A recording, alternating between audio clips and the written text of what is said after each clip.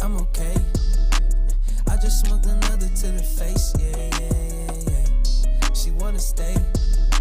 Singing to your bitch like I was Drake, yeah. Don't just try to tell me you love me. Can't keep it real if you really don't trust me. Come with a real, you hip in the front, so you get my meals. I'm gunning for the money in the bank. Coming with a dank, scrolling in a tank, rolling with the gang. You sitting out on the sideline tripping. I go to the hole with the rock like Pippin. Yeah. I'm okay. What up, though? Welcome to the Woodward Heavyweights live on WoodwardSports.com. Thank you for everyone tapping in the Woodward Sports chat. I'm your boy Eazy, joined by my man Spinmo Rex. We got Young Sus in the TD booth, JB Smooth on the ones and twos, and special guests flying in, hot minute. My guy Owen Ozus, aka Young Cheese Nips, back from the dead. Well, I'm not dead. I just come back once a week, but yeah. Jon Snow. Wow. Damn. R.I.P. Hey, we got a big show lined up for you guys. I got a couple housekeeping notes that I'd like to take part of. My guy, Rogelio Castillo in the back, wanted me to let you guys know that Flint football games are now invite only. There's been so much like gang violence and fights. Yeah, the football games are now strictly invite like high only. School football? High school football games are invite only. How do you get invited to a high school football game? You're doing a whole lots of hood rat stuff. I mean, that's no bueno. That's not good. Are like students automatically invited then, or? I don't know. I didn't look into the press. He said to me, I thought I'd make note of that one. It's pretty crazy. Another thing, Aidan Hutchinson, missing from practice today. We were told it was a cramp, not at practice today. Are you nervous about that at all? Or are you just a little maintenance day? It might just be a maintenance day. They're trying to get him right, get him healthy. We'll know more, obviously, when it comes tomorrow, because the Thursday practice is really what determines a lot. Yeah. You know, if you miss Thursday, the odds of you playing the game are very low. Mm-hmm. So we'll see, once he gets back. Ragnar was back at practice, what I've heard. Ragnar. Yeah, so, Ragnar's back. Yeah, Maddie Miller, our Detroit Lions beat writer, told us Ragnar was back at practice, so that's a good sign. Amani's back. Jonah's still out. Jonah's out. The Aidan stuff doesn't concern me just yet. But it's not good. Say that. Yeah, definitely not a good thing. John Cominsky out for a little while. He's not officially on the PUP, but he did have surgery yesterday on his hand. We don't know how long he's going to be out for that one. He's not officially on the PUP, but I kind of expect him to land on that list, which kind of sucks. I feel like he did a solid job these first couple of weeks. You have surgery on your hand. It's going to be tough to not make the PUP list. So hopefully, he has a speedy recovery. Hopefully he comes back. He won't be needed to put on that PUP. The sick puppy list. Poor guys, but no. Hopefully he comes back. Hopefully it's nothing too serious, because he did play well his first couple games. He stepped up. The commish, he stepped up. So hopefully he gets back sooner than later. Yeah. Just a little housekeeping notes I want to let you guys know of. I know obviously our chat is full of a lot of Detroit Lions fans, so I got to let you guys know what's up, what's going down. We got a big show for you guys. We kind of want to, I guess, ask ourselves, and you guys too in the Woodward Sports chat, do you think this Detroit Lions offense, that's ranked number 1 currently in the NFL, can they continue that pace? Is that something you continue to see them go on? Also, part of that number 1 offense is Amon-Ra St. Brown, breaking records. Tearing it up. Is he a top 10 receiver yet? We going to get into that one. We're going to get into it. We're going to see. Our power rankings we're bringing in, as obviously yesterday, we are the list killers, as you know. So we decided to make a little bit of our own power rankings. I really just want to see where I put the Lions. I'm not going to lie to you. I don't think I finished my last 3 to 4 teams. I really just want to see where the Lions are landing on this thing for me. And honestly, it takes a minute to make those. It gets tough. It does, yeah. I got to the Lions and I stopped. Yeah. I got to 14 and I stopped. That's what I did initially too, yeah. And then I thought you kept going, so I kept going. All right. Also, starting our early preview of the Detroit Lions versus Minnesota Vikings. We're going to be looking at the offensive side of the football. Spinny, you got a lot of good stats for that one. I can't wait to get that segment. Of course, we got to deride Malcolm Rodriguez. All pause intended, but that's just our guy. He continues to be making records. He's ranked this week over Devin Lloyd. He was. We're going to jump into that ranked one, man. Ranked over Devin Lloyd. Ranked over all other rookies, too. Yeah. Including Aidan Hutchinson. Who had 6 tackles, 3 sacks in the first half. That's actually wild. But while we have you in attendance, Owen knows us. First, actually, can you let the audience, the Woodward Sports chat, everyone listening on WoodwardSports.com, what you do for Michigan State? I don't know that everyone's fully aware. You're in. Well, I do a bunch of different stuff. Well, one, I work the Mel Tucker show on Thursdays. I intern with Spartan Media Network, so I'm up in the press box or on the field, doing all sorts of things. I work with George Baja. I'm the beat reporter here for Michigan State, so I write preview and post-game articles and that sort of thing. So I'm pretty in, I guess I would say, with the team. I don't, in there. But, yeah, I mean, it was a tough loss Saturday, obviously. I was going to say, yeah, speaking of in, how you feel that foot in that ass? Yeah, I mean, it's obviously there's no excuse. You have a couple guys banged up and everything, they're out, but either way it's hard going on the road and winning. I mean, you got to travel 3 different time zones over the West Coast. It's difficult, not easy. I thought the effort wasn't there, but the secondary played like dog bleep. I will say that. Right, and what was more disappointing than the secondary to me was the pass rush. Yes. There was no pass rush. Yeah. Because we had those other games, obviously bringing Brandon Jordan in, Jacoby Windman, back-to-back Big Ten Defensive Player of the Weeks. Mm-hmm. He just wasn't there. 0 pressures from him. There was really nobody else that was even a factor on the D-line. All the time in the world for Michael Penix to throw, and he just exposed our secondary. That's what happened. The run game, that was another big thing. They just couldn't run the football. For whatever reason, they had negative 14 rushing yards the majority of the first half. Mm-hmm. That's not acceptable. Yeah, and then Jarek Broussard is tripping over his own guy to in get the safety. End zone? Yeah. Well, it's because the offensive line was so bad. Getting pushed back. Right. Yeah. I mean, the one guy that was good was Keon Coleman. He's going to be on SD Farrell in an hour or so, it's 2 hours. Keon Coleman looked legit. Yeah. He looked like an NFL receiver. Like, the guy looks like a monster out there. Yeah, no, I've been calling it for a long time. He's going to be a breakout player, especially with Reed out. He's been massive for Michigan State. I'm not worried about the wide receivers. I thought Thorne looked a lot better. He's still getting there, but the run, there was no run game. You can't win football games if you have negative 14 run. Can't win with no run game and no pass rush. That's not how you win games. I will say the one good thing is all right, you lost now.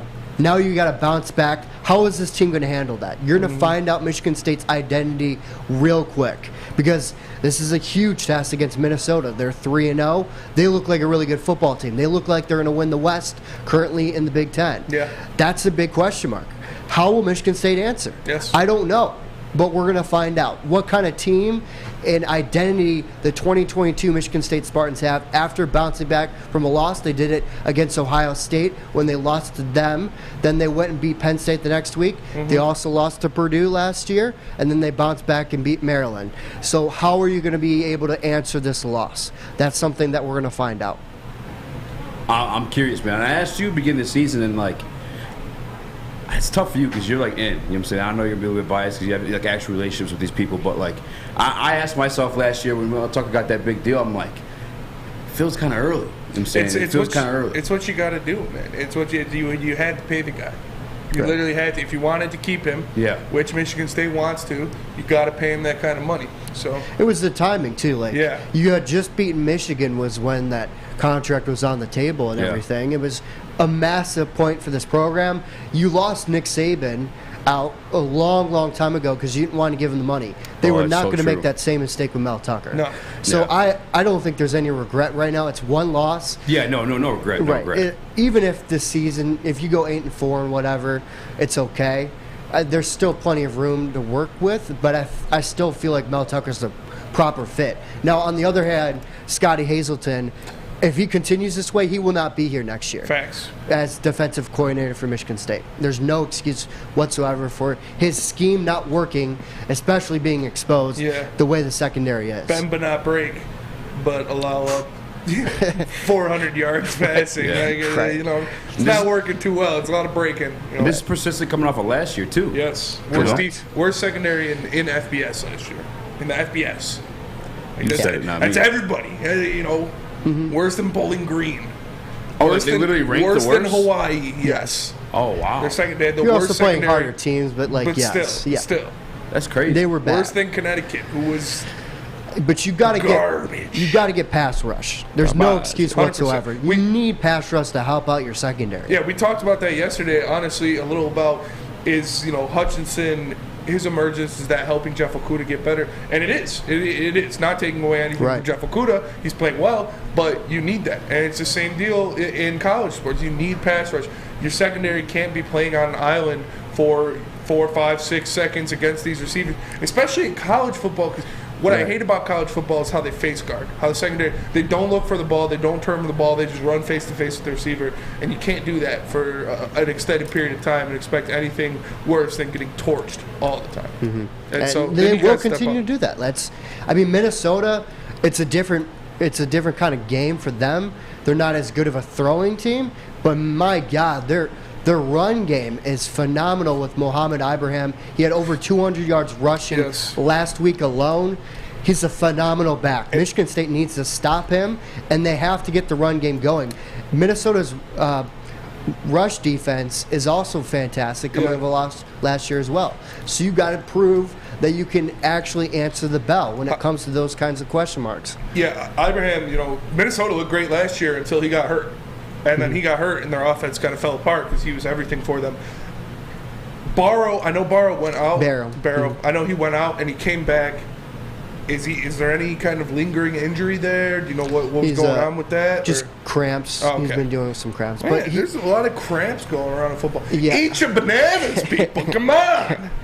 It's hard. Bananas and water. Bananas and water. It's hard playing football for 4 quarters, 60 minutes, but it's a grind, and you need to answer. It's 3:30 at the Woodshed is going to decide if Michigan State's going to be a good team or they're going to be a crap team this year. I'm debating if I want to come up. You should. Are you debating? You should come up. I was thinking about it, yeah. It's a huge game right now because you answer. All right, think about this. You beat Minnesota. Then you start conference play 1-0. That's a huge step right there. Then you go to Maryland. That's a beatable team. You could still lose, but we'll talk about that later. But then you got Ohio State. Probably going to be a night game, possibly, is what I'm hearing. But then you move on. You got Wisconsin, who looks iffy right now as well, and then Michigan. So right there, if you get that win against Minnesota, that can change your whole schedule moving forward. I definitely agree. But we all know the defense needs some work. Scotty Hazelton, Bob Darnett. It's like you saw that this didn't work last year. You saw this scheme didn't work last year. You saw these guys didn't, and they brought in Amir Speed from the transfer portal. Hopefully, hoping he was getting torched. Everyone. Kimbrough. Take him out of the game. You're just killing this kid's confidence, man. Dude, but think about this. Who are you going to replace him with? Somebody. Put a freshman in there. No one. Give somebody a chance. Bro. It can't get any worse. These guys aren't ready, though. These freshmen that you're talking, they're just not ready. This is our team. Gotta trial by fire, man. That's it. Throw him to the wall. When you're already getting torched like that. You just got to change your scheme, blitz more. You got to change the scheme, blitz more. We need pressure on those guys. I don't know. Put them face to face. Amir Speed, Kimbrough, these guys, they're not slow, unathletic guys. Speed's freak athlete. A burner, freak athlete. You have, big, good size. Put him face up with these receivers. Give them a chance off the line. Don't play him 7-yard back in an offense that is known to throw the ball a lot with a big arm quarterback in Michael Penix. Bob. Dang it, Scotty Hazelton. It was pissing me off watching. If you give Penix 6 seconds to it seemed like an eternity in the pocket. You just can't do that. Yes. You just can't do that. You need a pass rush. How will Michigan State answer? We're going to find out. That's facts. 100%. Well, I think they could have done a lot better if they pre-gamed with some Citron. I'm just saying. It's a official energy drink of the Detroit Red Wings. Yeah. And right now you can try their 6-pack sampler at CitronWorld.com/Red Wings. The 6-pack sampler, as I said it, guys, you got the original, the OG. You got the cranberry and the sugar-free. We try and drop some LBs. We dropping bars, all right? Just like Citron's dropping the best energy drink out right now. Try that 6-pack sampler again at CitronWorld.com/Red Wings. It's the WoodwardSports.com, Woodward Heavyweights. Make sure you guys hit that like button. We'll be right back. The Sports Marketing Agency would not be who we are without great community partners like Higuera Health and Carol Zuniga. It's an awesome opportunity to partner with your organization. Higuera Health is a comprehensive behavioral health organization. We serve children through older adults with mental health, substance use, and developmental disabilities across Western Wayne counties, and really excited to now be in downriver communities as well. Give us a call at 734-458-4601. You don't have to go to the beach, man. You don't have to get your butt cracked full of sand. You just need a little chili peppers, man, to get that glowing beach chili peppers tan. Woo! With 26 locations in the Metro Detroit area and more coming, Chili Peppers Tanning is where you'll find the cleanest salons in the D. Join the Pepper Club for the best deals on unlimited tanning. Head to chilipepperstanning.com. You just need a little chili peppers, man. What's going on, everybody? It's Spencer with the Bedrock Detroit's Amon-Ra St Midway. You know, Bedrock and Rocket Mortgage basically turned an old parking lot into a massive outdoor playground. They have roller skating, they have basketball courts, they have putt-putt golf. They got food trucks. That's why I go down there. They got live music performances and art installations by Detroit artists. So it's an awesome place to take your significant other or just your friends and family if you're chilling before a Tigers game, or just downtown because it's right in the heart of the city, right next to Campus Martius. So make sure you go check out the Amon-Ra St Midway presented by Bedrock Detroit. What up, though? Welcome back to the Woodward Heavyweights live on WoodwardSports.com. I'm your boy, Eazy Joe, man, Spin More Rex. We got Young Sussin and TD Booth and JB Swoop with the 1 to 2. Cheese Nips filling in for O-Knows Us. I'm playing. I just wanted we got yelled at for calling you Nips. Yeah, I told you that last time. But I thought it was a nameplate. No? Huh? Yeah, we got to update the nameplate. You can't call me that anymore? Yeah, we got to update that. Nonetheless, I'm ready to talk about the Detroit Lions, man. Me too. I'm pumped. I forgot to mention this in my housekeeping notes, or however the radio folks say that, but Amon-Ra St. Brown did win the NFC Player of the Week. He did. Which, 184 yards, total yards, 2 touchdowns, 9 catches. You know, the guy went off. The only better skill players than him were all in the AFC. It was obviously, Tyreek Hill had a monster day, 190 yards, 2 touchdowns. We all know what Stephon Diggs did. I believe Stephon Diggs won it in the AFC. That guy was a freak of nature out there. He was making people scared. Skirt. And Stephon Diggs might be creeping up my receiver rankings that we'll get into in a little bit. Shout out to him, let's see both receiving and rushing. This offense is like so far, obviously 2 weeks in. Knock on one. Ranked number 1 in points scored, or tied, I should say. Tied number 1 in points scored. Well, they have the most points scored by the offense. Because Kansas City and Buffalo both have pick sixes, and all we have is a safety from our defense. So if you're going on just the offense, we do have the most points scored in the NFL. Okay. Tied for first in terms of 20-yard plays. Yes. At 11. Tied for second in points scored. Third in rushing yards. Fourth in total yards. Can they keep this pace? Do you believe in Ben Johnson crew to continue this pace of? I'd say right now. Obviously the Bills. I'd say eye test, but on paper, the Lions trending up to be top 5. Top three. They are. They're trending that way. It's obviously going to be tough for them to keep this pace. This is a torrid start. This is a lot going on about different things clicking in the offense. We talked about it. They're the 4th-ranked offense in the NFL behind Philadelphia, Miami, and Buffalo. They're averaging 186 rushing yards per game, which is 3rd in the NFL. They're averaging 219.5 passing yards per game. They have a total of 811 yards through 2 games, which is 405.5 per game. And they're scoring 35.5 points per game, which is these numbers are crazy when you think about it. When you think about what they looked like last year, obviously we know they brought in Ben Johnson. He instilled his offense all summer. He sat down with Jared Goff, created a game plan. They have a healthy DeAndre Swift. They have Amon-Ra St. Brown in year 2 looking like a top 5 receiver in the NFL. They have DJ Chark, who really hasn't done much yet, but he's still a threat. He's still something defenses have to be aware of. He's still a guy that can stretch the field, and they've taken shots to him and just haven't turned out yet. I really do think they can keep this pace. I honestly do. Because you look at it, and they're still not clicking on all cylinders. They still have back-to-back-to-back drives of 3-and-outs in their last game. We know first game they went 3-and-out, 3-and-out, 3-and-out, pick 6. That's leaving points on the table. You have this offense sitting at 4th in the NFL for total offense. DJ Chark is still not 100%. He is still not affecting games. TJ Hawkinson is not. He's off to a slow start. Our offensive line has not been healthy at all. And Jameson Williams, we got that Ferrari chilling in the garage still. I expect them to keep up this pace and possibly get even better. You're talking top 3 offense in the NFL. I don't think that is too lofty of an expectation. But a lot rests on those shoulders.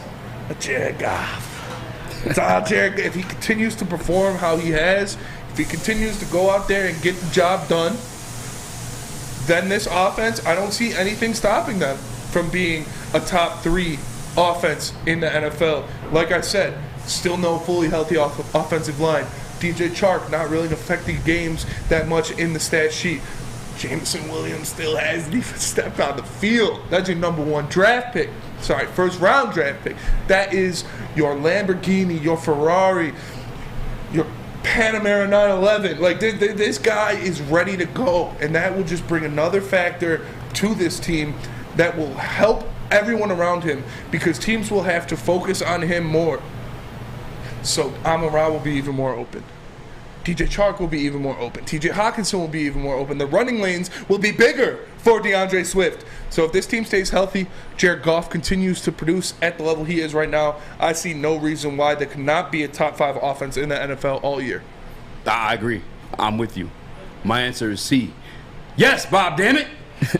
100%, man. I think, and I wanted to save like this take until week 4. And because I never officially said if I thought this coaching staff or Dan Campbell was good. At this point, yes. The answer is yes. We have a damn good coaching staff. I saw in the Woodward Sports chat, you guys commented only 1 penalty last week. I noted that in the offseason too during the preseason game, because I'm like, damn, that's pretty good to have like your stars have no penalties for sure. But you have the second string guys, the guys like fighting to make roster spots. Eazy on the offensive line. Him being brand new to football, to keep that, disciplined, to have less penalties. This is a damn good coaching staff, man. Yes. And you said a lot rests on the shoulders of Jared Goff. I think he can handle it, because he was a part of the 13th most highest scoring offense in NFL history. That was. And the 2018 Rams. And I got something for you guys, too, in terms of, like, us keeping the pace of being a top 5 offense in the NFL this year. Because not only has Jared Goff done it before, but in terms of the first 2 games in 2018, when the Rams set that record, Jared Goff was throwing for 65%, 587 yards, 3 touchdowns, and 1 interception. This year, in the first 2 games, smaller yards, obviously, got 471 yards, 6 touchdowns, and 1 interception. Now, I don't know the, backstory behind the interception in 2018, but I know this one this year was on a miscommunication between him and T.J. Hawkinson. Yes. I also want to say this, too. He was on 97.1 the other day, and he mentioned,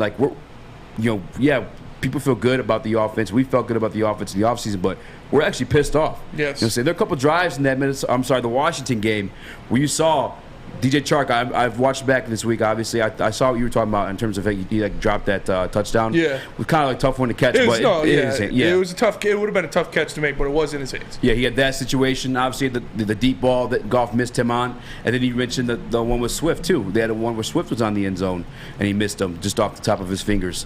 I want to say the first 2 drives in terms of like the end zone ones with Swift and Chark, those drives settled in field goals, which again, points left off the field. Yes. Like, it could have been touchdowns. Could have been touchdowns. They still scored obviously the 3 points, but yeah, I think that for sure that these guys keep it up. I think Ben Johnson's the real deal. And as I said, man, I know I wanted to keep this one to like week 4, a quarter of the season, if you will, but I think we got the real deal in terms of the coaching staff, because not even Ben Johnson and what he's been able to do. And they utilized every single weapon as well. Obviously, Chark, they went to him 4 times. They missed him 4 times in the last game, but he got utilized the game before that against the Philadelphia Eagles. Swift's been utilized. Amon-Ra St been utilized. Josh Reynolds with a touchdown catch. T.J. Hawkinson, the only one we haven't really seen like involved, but he's had some drops as well.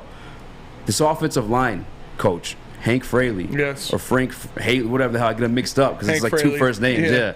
Nonetheless, that's with only 2 starters on an offensive line. Yes. And Taylor Decker and Penei Sewell.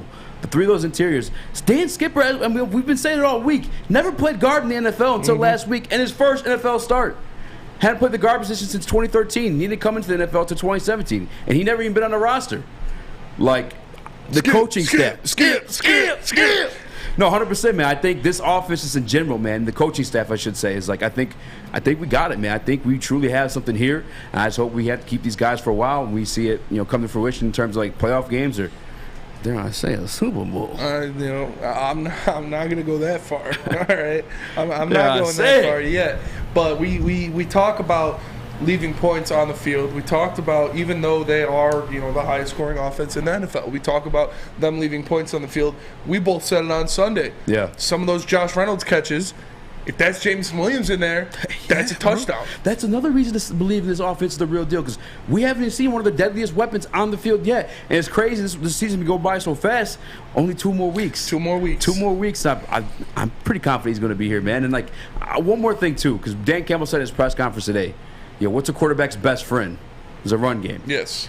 And that 2018 offense where the Rams killed it, who was on that? Who was part of that offense? Todd Gurley. Todd Gurley. Love Todd Gurley, man. And who's leading the NFC? I'm sorry, second in the NFC, fourth in the NFL rushing yards so far this year? DeAndre Swift. DeAndre Swift. You know what I'm saying? Our Love that quarterback, guy, Jared Goff, the guy you said, there's a lot resting on his shoulders in terms of that. He has what he works best with in a run game. Yes. And a dog-ass running back in DeAndre Swift. Yes. And I think they could do it. I really do. I do too. I agree. Obviously, DeAndre Swift is a game changer. He is a guy that goes out there and he does everything he needs to do, but he needs to stay healthy. So we'll see. Hopefully he can stay healthy for a majority of this season, because a lot depends on him. We talked about it yesterday about who's the better weapon on this team, DeAndre Swift or Amon-Ra St. Brown. I said Amon-Ra St. Brown's probably the better weapon, but DeAndre Swift is more vital to this offense because everything builds off of him. Everything builds off the running game. We know all of Jared Goff's statistics when coming off of a play-action pass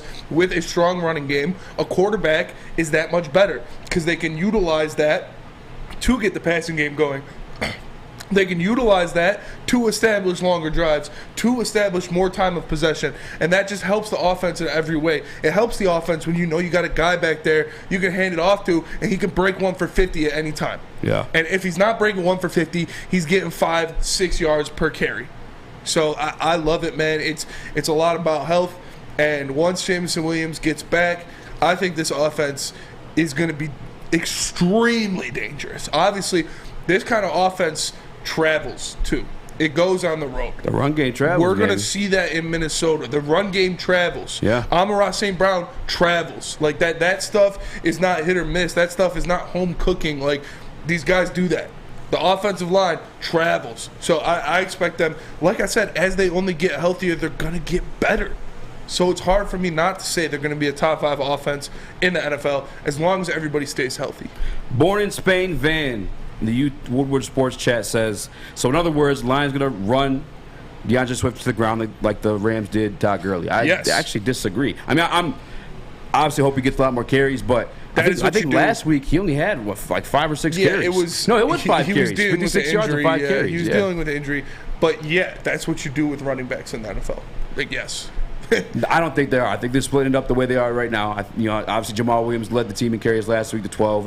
It's all like situational. You know what I'm saying? Who's getting the ball, when and where. I think DeAndre Swift, those third downs and the receiving downs, you'll see him in there. Stuff that's designed for him. I mean, hey, it is what it is, man. I'm pumped. I'm excited. That defense, though, Spinny. Defense needs to get cleaned up a little bit. Obviously, we were looking at the stats today.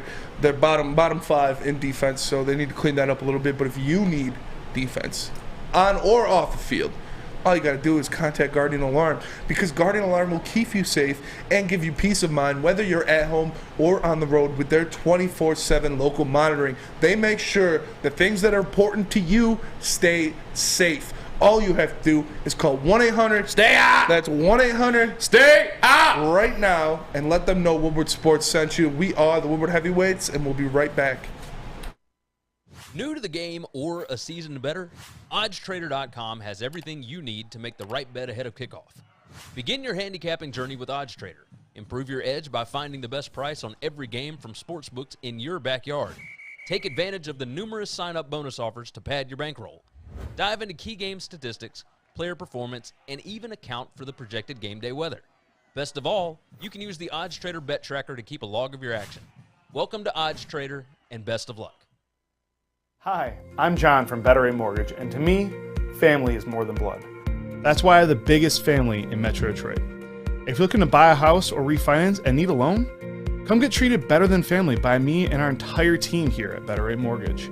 We pride ourselves on giving you better advice, better service, and a better loan experience. That's why we are Better Rate. If you're looking for a new mortgage, come get treated like family. Actually, better with Better Rate Mortgage. Visit us at mybetterrate.com or call at 248-480-4467 today. What's going on, everybody? It's Spencer for Big Frog in Novi, and right now you can get a free Woodward Sports t-shirt. That's right, a free Woodward Sports t-shirt all month long at Big Frog in Novi. All you have to do is tell them we sent you, and they will print you out one on the spot. So make sure you go into Big Frog Novi today and get your free t-shirt, or visit them online at bigfrog.com/Novi. What up, though? Welcome back to the Woodward Heavyweights live on WoodwardSports.com. I'm joined by my man Spinmo Rex. What up, though? Young Sus to the TD booth, JB Spoon for the 1s and 2s, and Cheese Nips filling in the match chair. I forgot to say that I'm Eazy. I'm Eazy, by the way, ladies and gentlemen. All right. Hi, Eazy. If you guys haven't already, make sure you smash that like button. And as always, be a friend, tell a friend, share the stream on WoodwardSports.com. Jumping back into the talk of the Detroit Lions and this offense. Obviously, Amon-Ra St. Brown won Player of the Week for the NFC. Yes, he did. And he's setting records. He is. think. Do you have them on your sheet? I know one of the youngest to run, Randy Moss. Oh, that's what it is, his back one. He was the youngest. Joined Randy Moss and Rob Gronkowski as the only receivers under 22 years old with a touchdown in 6 straight games. Is he a top 10 receiver at this point, man? Because obviously he's doing. That's elite company, bro. That is elite company. I would say Gronk's probably the best tight end all time. He's arguably him. Randy it's Moss. Like him, Aaron Hernandez.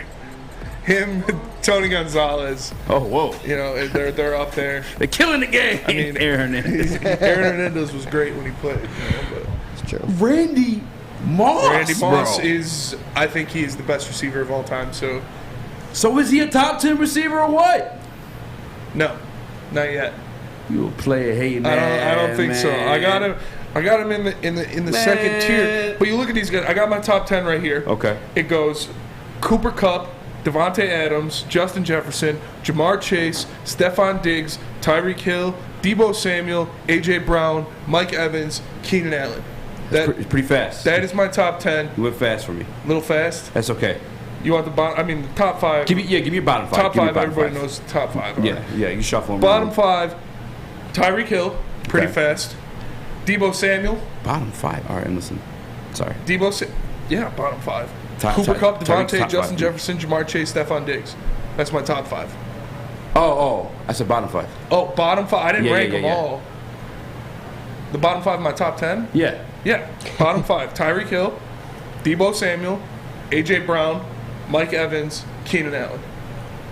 And then I have like a honorable mentions. That's where I wanted to go with in this my too, top yeah.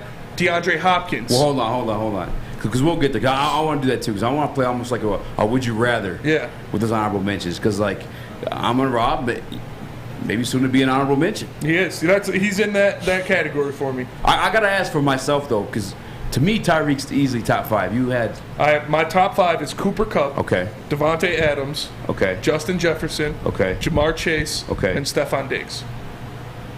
I'm taking Tyreek Hill over Stephon Diggs. I mean it's. I think Stephon Diggs is a better all-around receiver than Tyreek Hill. Obviously, Tyreek Hill's speed kills, but I like Steph Diggs. Yeah, I like Tyreek Hill, but I ain't killing you for it. You're saying it's Stephon Diggs, damn good receiver. I'm with you though. I don't think that he's top 5. Maybe soon, at some point, eventually. I think he has to get a little bit more on his resume. JB, and actually JB, start with you. Is he top 10 to you? Oh, Amon-Ra? Yeah. Ooh. I got to be like Spence on this one. I got to put him in that honorable mention type, just because there's a lot of bigger names at the wide receiver position that I still see ahead of him right now. But give it the season. I guarantee you by the end of this list, we might change it up. He might make that at least 6, 7. Yeah, because the one guy I did want to check is Deebo Samuel. Because I know last year obviously exploded. But before then, I don't really think he ever did anything like crazy. You know what I'm saying? I'm pulling it up right now as we speak. Last year was just, oh my God. Actually, I think he might be able to make a debate for Deebo. Last year was the only year he reached 1,000 yards. He played Deebo Samuel? Yeah, he only played 7 games in 2020. 2019 played 15, so only missed 1 game. And that year he had 802 yards, 3 touchdowns. Last year's biggest year receiving and obviously rushing too. 1,400 yards, 6 touchdowns. I mean, is Deebo... I guess I'm putting Deebo in there over him right now. Yeah. I can't be mad at that one. Let's do the honorable mentions. Honorable mentions. Yeah. DeAndre Hopkins, I see it in the WoodwardSports.com chat already. Yeah. DeAndre Hopkins is a top 3 receiver in the NFL when healthy, when playing. He's arguably the best receiver in the NFL when healthy and when playing. So DeAndre Hopkins, I still got to put in there. Michael Thomas came back this year after his last season. He didn't play injuries. Slant God. He looks like he is back to what he was when he was eating. So Michael Thomas is still up there for me. I think one guy is wrong on fantasy this year. I was bashing Michael Thomas. Yeah, and Thomas. And then I got Mike Williams for the Chargers. Oh, yeah, he's emerging. Big play guy, freak guy, super tall, super athletic, very fast, great downfield threat. The best contested catch receiver in the NFL. He has the most receiving yards in contested catches. Terry McLaurin is also in that group for me. And then I have another subgroup of emerging guys who I still need to see a little bit more from. That's where I put Amon-Ra. Outside the group, though, in terms of I know the honorable mentions. Yes. But in terms of would you rather? Would you take Amon-Ra St. Brown over Mike Williams? I don't know. That's tough. With the Lions offense, the Lions scheme, probably. But if I had a quarterback with a big arm, I'm taking Mike Williams because he is one of the best deep threats in the NFL, one of the best red zone threats. And the guy is giant. He can jump out of the gym. Like I said, he is the best contested catch artist in the NFL. He's a freak, man. It depends. JB Smooth, would you take Amon-Ra St. Brown over Mike Williams? Yeah, I'm still leaning with Mike Williams on this one just because of hands. He's freakishly athletic. I mean, he's your safety valve, your net right there. Amon-Ra, you still got to show me, man. You still got to show me.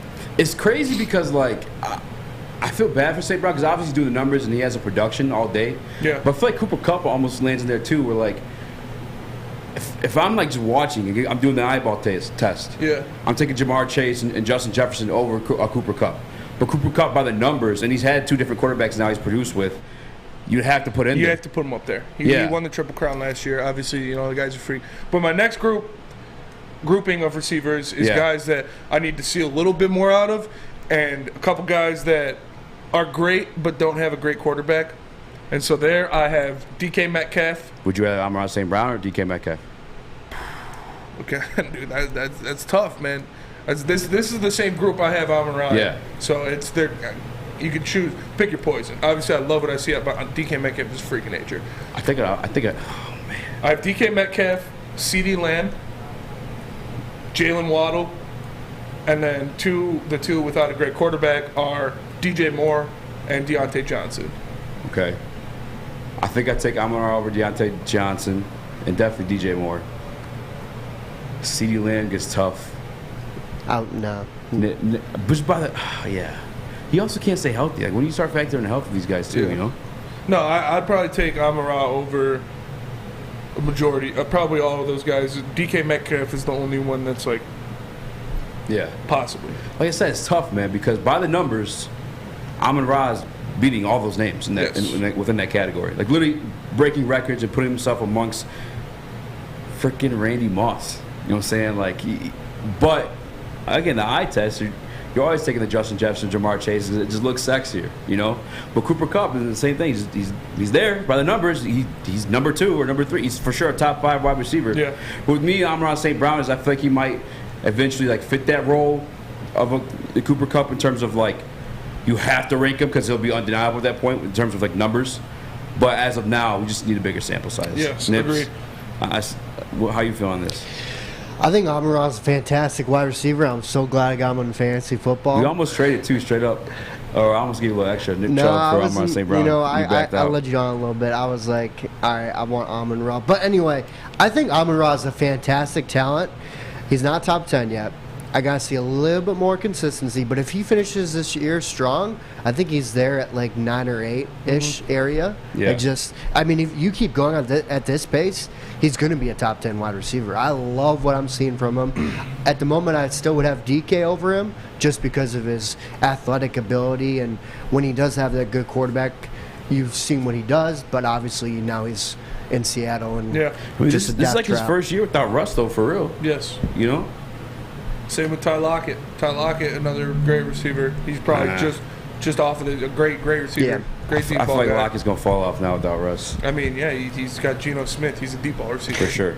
He's just one of those guys. That's like not Debo Samuel, but Curtis Samuel-esque. You know what I'm saying? Yeah. Like, you're there to I be think fast. he's better than Curtis. That's the thing I love about Jameson Williams. Yeah. I don't know about that. I think fantasy-wise, you might think that. I'm You don't think Ty Lockett's better than Curtis Samuel? No, he's better than Curtis Samuel. I'm tripping. I'll give you that. But I don't think he's like. I don't know. I wouldn't say great. You know what I'm saying? I'd say good or like a good number 2. He's a very good receiver. Yeah, but that's another reason to be so excited about this offense. As we spoke about last segment, is like Jameson Williams. Even if he's not like what we think he's going to be, because I know you, Flannel Sam, and I, we're all in the same boat. Like we think this kid could be great. Yes, it's going to be at least for sure very damn good. Is he going to be better than Amon-Ra? But that's what I'm saying, though. Like the receivers, is different like types of receivers. Yes, you know what I'm saying? Yeah, that's hard. Yeah, and I think honestly, he only like could help Amon-Ra continue doing what he's doing because he's going to draw so much damn attention from the defenses. But I was going to say, like Jameson Williams, in terms of if he's not like making the sexy catch and stuff like that, he's at least that Curtis Samuel, Tyler Lockett, the speed guys who bust through and mess you up any chance he gets. But yeah, I mean it's tough. I don't want to do that. They're on the same team, and I can't. It's a tough answer. One guy hasn't even seen the field yet. I'm gonna have to go like by the. I'm gonna say Amon-Ra, just because we haven't seen Jameson yet, which is fair to say. Mm-hmm. Don't be a troll. You answer your own question.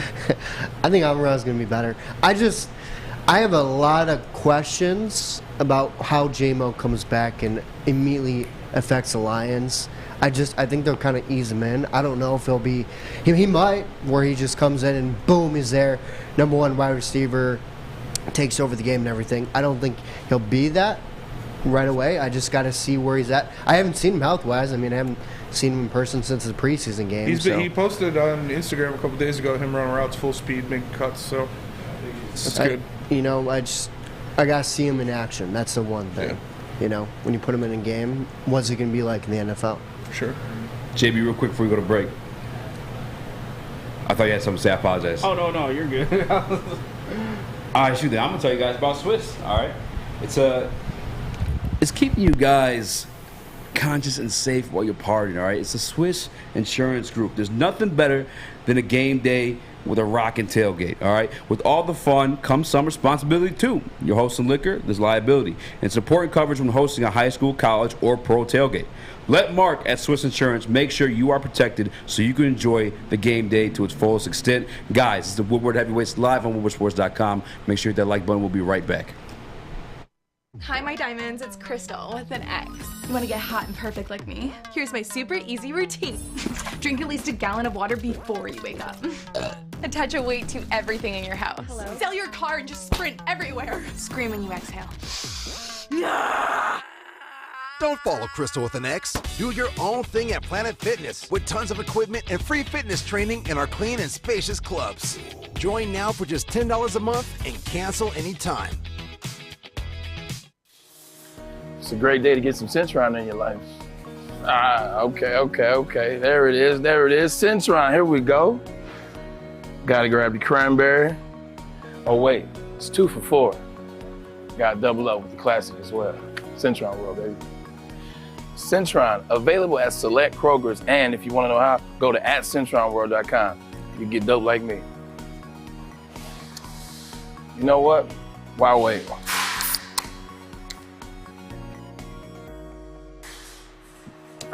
Great taste, guaranteed.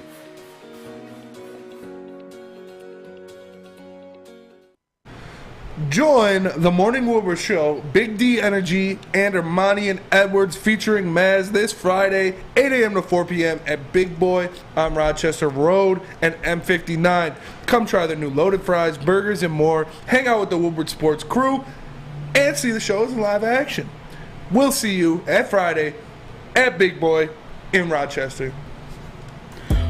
What up, though? Welcome back to the Woodward Heavyweights live on woodwardsports.com. I'm your boy Easy, joined by my man Spin More Rex. What up, though? We got Young Sus in the TD booth, Cheese Nips in the Mass Chair, and JB Smooth with the ones and twos. Continuing more Detroit Lions talk as we do. We might as well just call this the Woodward Lions show. Not playing. Once basketball starts, we'll get popping about that. I can't wait for that NBA to start. There was a K topic today we teetered on, and maybe we'll do the last segment. You want to do K that last segment? If you want, yeah. All right, what you guys Or feel? we can save it for tomorrow. We'll save it for tomorrow. You know what? how about this? Everybody in the Woodward Sports Chat, you let me know. But keeping it Detroit Lions, keeping it, young. I guess K's not a rookie no more. But Aidan Hutchinson missed practice today. I think he'll be back. But nonetheless, currently on pace to set the rookie sack record in the NFL. Todd Walsh spoke with the media today. Matty Miller got a couple quotes from him, and I saw that he said Aidan left like sacks on the field Sunday. Yes. He said I'm humbling him because like he had more opportunities to get more sacks. Is this a pace he can continue? This will be a tough pace to continue. Three sacks a game. It's good for anybody. It is good for anybody. It's insane. We know Javon Curse has the record. He set it in 1999 with 14.5 sacks. Yes. You've got Alden Smith with 14 in 2011. Micah Parsons with 13 last year. Dwight Freeney 13 in 2002. And then you look at some more recent guys. You got Bradley Chubb, 2018, had 12. Von Miller had 11.5 in 2011. I think that's right around where Aidan Hutchinson will finish the season at. I had him at 9.5 at the beginning of the year. I think it's over that. I think he's going to be around that 12 mark if he continues on this pace. I think he has the opportunity if he plays to go out there and get 2-3 more sacks against Kirk Cousins, because their offensive line is not any good either. Kirk Cousins not a mobile guy, so I expect Hutchinson, if playing, if healthy, to go out there and have just as good of a game against the Vikings that he did against Washington. So obviously I don't expect him to go out there and get 3 sacks every single game for the rest of the year. That's a lot to ask for. Yeah. But I can see him going up to 12, like I said, being right around that Bradley Chubb, Dwight Freeney, Von Miller from 11.5 to 13, somewhere around there. Micah Parsons was pretty damn close last year. Yes, he was. And typically, honestly, I would say, because the question is like, can Aidan Hutchinson set the NFL rookie sack record? Initially, I did say no. It's tough, bro. Micah Parsons, as great as he is, and damn, does that guy look great? Yeah, he's continued this season too. There was no like rookie luck. Like Micah Parsons is a real deal. He only landed with 13 last year. You know what I'm saying? It's tough. 13, yes. I kind of changed my answer just based off like looking at the record. As it sits today, like you said, it's 14.5 by Javon Curse in 1999. Yes. It's been a while. It's been a while. See how good. Set the same record. It's 2022. Teams are passing more than ever. More than ever. Not to mention, if we believe this offense can keep that same pace. Do you believe? Do you believe indubitably in Bob the Lord?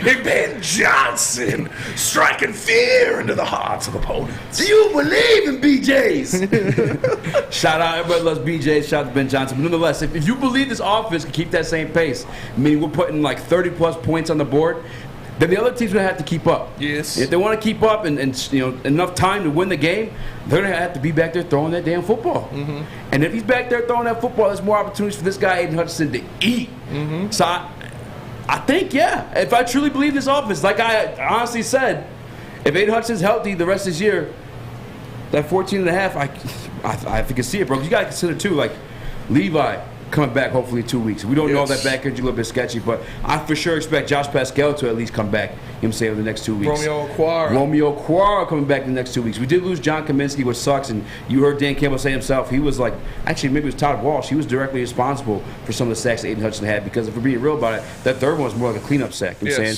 his second move didn't work, but he just kept going with the high motor. We caught that during the game, too. Yeah, they said a high motor, keeps trying. White guy. Typical white guy cliches they give. High motor, he goes out there, he tries hard. You just take him home to mom. He's a great guy. I just don't. I mean, if I truly believe in this offense, like I said I do, I just don't see a reason why I can't. JB, am I tripping? No, you're not tripping. I mean, if I had my predictions on this, I'm at least saying he's breaking the record. But that to me is just because we haven't seen an athlete like this since, as Spence said, since Bradley Chubb. Yes. But all I need to know is that if the man can stay healthy. It was very concerning for me when he was limping off that field this past Sunday. So I'm really nervous and I'm worried, especially because he didn't practice today as well either. But once again, it's just a maintenance call. So if he can stay healthy, he's got it, hands down. Man, no? You don't think so?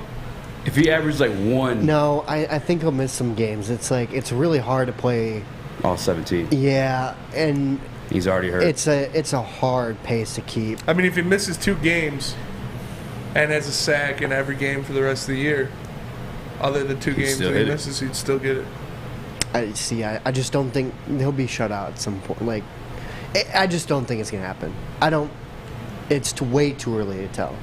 Note the Michigan State start. Spartan shirt he's wearing as he says this. See, I think I think he'll get kind of a buffer because he had 3 sacks last week. I think he's going to go out there and have 2-3 more sacks next week against the Vikings. So I think he'll have a very, very good lead, and he'll be able to afford to miss a game or 2. Obviously, I don't want him to. I want him to be healthy and play in every single game.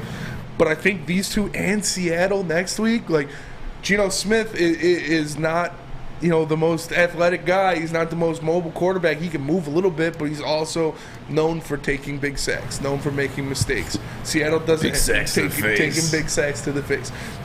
Seattle doesn't have the greatest offensive line either. So I'm just saying. And then after that, you got Mac Jones. Mac Jones is not some crazy elite quarterback. We saw Mac Jones. Bitch, I'm Mac Jones. We saw him walking. When he walked in draft day, Mac Jones. He's walking like I don't even know. I expect Aidan Hutchinson to perform if he stays healthy. It's not crazy to think that he'd do it. Because going into the season, I thought Flannel Sam said he did 12. He said 12. He said 12, and I was like, yo, you tripping? Because I'm high on Chase Young. Chase Young only had 7 his rookie year. Aidan Hutchinson, he's just like, again, even if he misses the first move, even if he misses the second move, he's got that like high motor. I hate to sound cliche. You know what I'm saying? But he does got that high motor. That's one of the things I love about him. You know what I'm saying? That's one of the reasons he was taken number 2. Another thing, too, is he's highly intelligent for the position as well. I never really see, at least to my mind, I don't see how often, these defensive ends are being moved in different parts of the defensive line. I think that takes, a higher intellect or a second-year intellect of the game to be moved around like that. Aidan Hutchinson, we've seen him on the interior, on both sides of the interior, on both sides of the outside. He's all over the place. He's already shot Joy 2 times. Send me this again on Twitter. One of the most double-team defensive ends or edge rushers in the NFL. Yes. He's over your guy's Darius Smith already. Yes. And the 3 sacks he got was in the first half of the game, bro. And then he got hurt. Mm-hmm. He could have had more. You heard Todd Walsh. He left some on the field. Yeah. Bro, he can do it. He can do it. I think he can do it. It's very possible. It's very possible. The guy has all the tools. He's got the speed. He's got the athleticism. He's got the strength. He, like you said, he moves around a lot. Once we get guys like Julian Okwara back, that'll just make it easier. Romeo Okwara back, that'll just make it easier for him. When we got Julian back last week, Julian had 5 pressures. He had the best pass rush win rate, the best pass rush win rate in the NFL for the first 2 weeks of the season. So I expect his job's only going to get easier. He is playing some quarterbacks that can't move as well as others. We're not going to see Jalen Hurts again. We're not going to see Kyler Murray. We got an opportunity for him to get some big sack games. Big sacks. Big sacks. Not to say, like you said, Aaron Rodgers doesn't move as well as he used to. And I don't know when Bakhtiari plans on coming back, but it'll probably be before the Lions game. But if he can get in there, he could cause some trouble for Aaron Rodgers. We know we played Kirk Cousins and the Minnesota Vikings twice. Kirk Cousins, not really the most athletic guy. I love you, Kirk, but not the most athletic guy. I can see Hutch getting some big sacks there. Even Justin Fields, as athletic as Justin Fields is, he takes a lot of sacks. Pause. He really does. Wow. He's not the smartest in the pocket yet, and that's still, he's still young. He's going to learn eventually. But the Bears' offensive line is not great either. So it's possible, man. I'm not trying to get my hopes up. I think he'll finish around 11-12, but anything can happen. You see a guy get 3 sacks in one game in the first half. Yeah. Like you said, I'm not going to hold it past him. All right. Nips. If he doesn't hit the record, how many sacks did he get this year? I think he can get 11 and a half, something like that. 11? It's so hard. You look at, guys have been on pace before, and then it's they go through a rough stretch or they get injured. I think it's just really hard to keep that kind of pace. There's a reason why it was set before 2000. It's very hard to continue at that pace in the NFL. Whether it's barring injury, or just you go through a little slump or something like that. It's just I just don't think for that reason. Like, you guys are very optimistic. I respect that, but I just don't. I don't want to agree with everyone, everything like that. So I want to be a little different and say that he's not. That's my prediction. Okay. No, I put that in there. You know what I'm saying? I put that caveat in there, as D-Mac likes to say, if he's healthy. Yes. That's a big part of it, if he's healthy. And honestly, like, for being real, if his line's healthy too, because like we heard from Todd Walsh today, you know, a lot of guys helped him get those sacks. Cominsky, which sucks, he's gone now. And you know, Campbell said that, we talked about too with the heavyweights. Your job sometimes is to fill your gap. Cominsky did that for Aidan Hutchinson. And he gave him that one clean sack he got. You know what I'm saying? Got to run through untouched. So, yeah, a lot of it is health dependent. Obviously, all these things are. When we speak these things on Amon-Ra St. Brown and Jamison Williams, like we say, we think he'd be great. Well, right now, he's not even on the field because he was injured. Mm-hmm. You say so. All this stuff is really, truly health dependent. Speaking of health and Aidan, cramps don't last that long. I mean, I guess I have had a cramp. I was like sore, the next day. It was like that bad. But you're also not playing in an NFL game. I'm also not playing an NFL game. But Braylon, I was going to bring it up, though, because Braylon said today, he's like, I never had a cramp last from Sunday to Sunday. In terms of him, like, to sit out practice as, like, a young mind. It's just a maintenance day, I'm sure. Just trying to make, hopefully. Like I said, we'll see. He did play the rest of the game. Yeah. We'll see what happens tomorrow. Hopefully we can get some more clarity on what it actually is. He is young, too. He is young. He'll bounce back. That's true. He was walking on it still. If it was like, if it was a tear or something, he wouldn't have came back in the game. Like you said, if it was something real serious, they wouldn't have let him come back in the game. That's true. Well, I'm at the point they were trying to get him out of the game, but he was like, no. Yeah. Poor little Stafford, Matt Staffy. Yeah. Speaking of, it's funny you guys mentioned this is total dad story, by the way. It's actually about my nephew though. But how young people heal faster, bounce back faster. I don't know why I thought of this. My nephew Jerry, shout out, big ass head, ran to the door wall one day. We just thought he was like dead, like knocked out. It was like boom, and we were like, he stood up his fucking crack. Oh, I did it, but he was cracking up. Yeah. He was laughing. Everything was all good, but. Hopefully he's back. I do like to see him back at practice. I would like to see him back at practice, but we got to pay some bills, Spinny. We do. And, if you're looking to get a little bit of extra money, maybe buy something nice, and you're looking to sell your house, there's only one person you got to call, and that's Mike Phillips. If you're looking to buy or sell your home, whether you're a player or a fan, helping you buy, sell, or invest is Mike Phillips' top priority. Being in the game for 23 years makes Mike the #1 option for anyone. If you have real estate needs, call Mike Phillips at 313-403-0011. Game on. We are the Woodward Heavyweights. We'll be right back. Fellas, let's be honest. We like things to be easy. We like simple stuff, like sports 7 days a week. We like things uncomplicated, like Lady Jane's Haircuts for Men. Open 10 to 8, 7 days a week. Walk in anytime. Sign in, sit down, watch your favorite team play, and before you know it, your hair will be game ready. Open 10 to 8, 7 days a week. Walk in anytime. Lady Jane's Haircuts for Men. It's wicked awesome. Life is full of hard choices. We're here to make one of life's biggest decisions as simple as possible. My name is Christina Gennari, and for over 20 years, I've helped hundreds of families buy and sell homes. We cover all of Metro Detroit and more, from large luxury homes to starter homes. We will work hard to make sure that you get the home of your dreams. So if you're in the market today or even thinking about buying or selling in the future, make the obvious choice. Christina Gennari, the obvious choice in real estate. Visit us at soldchristina.com today. All right. Are you interested in expanding your career and making a difference in your community? Academy Award is for professionals that have a passion for working with students in the K-8 department and more. All right. For more information on how to apply, call us, the Academy Award, at 586-552-8010. Again, that's 586-552-8010. Academy Award, check it out.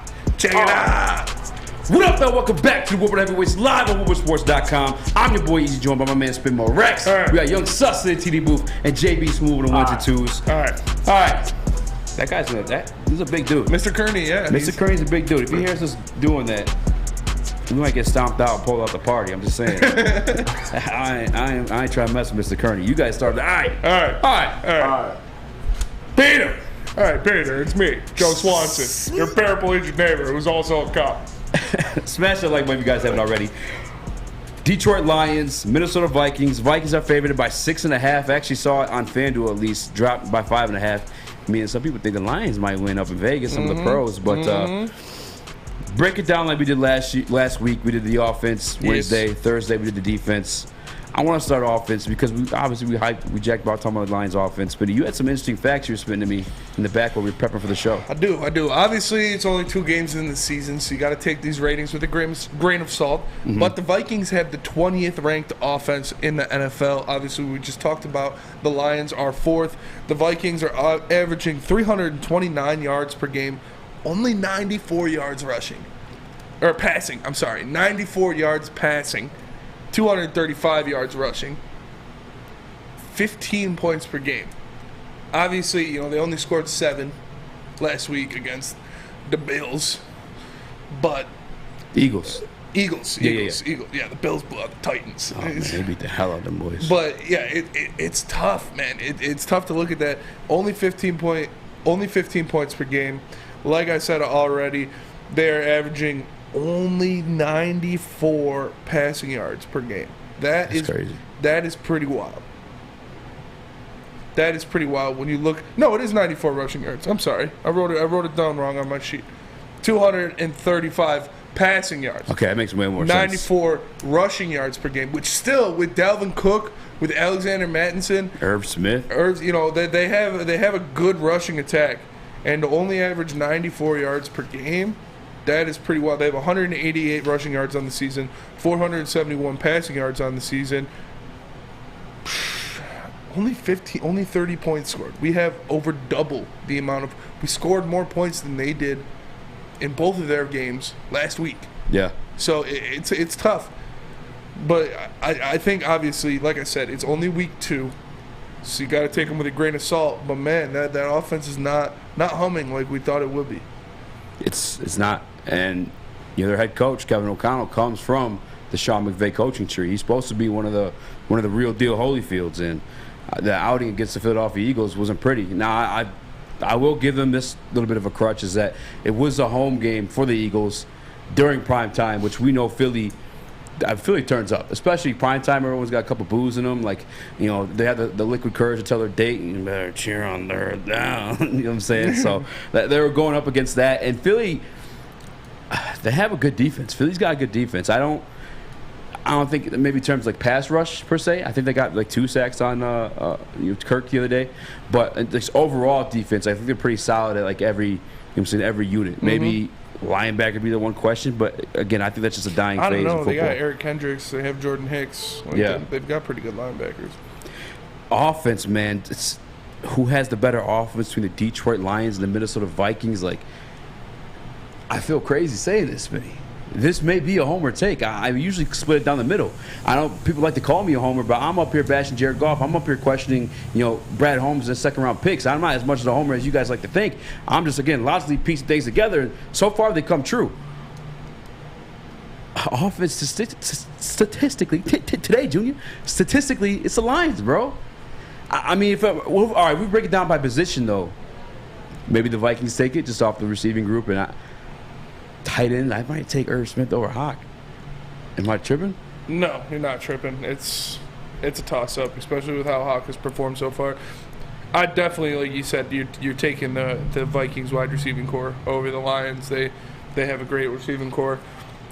I will say this, though. The offensive line, I mean, it's obviously the Lions went healthy, although, they have a guy who's shown, Brian O'Neill on the Vikings is showing out. He hasn't allowed a sack.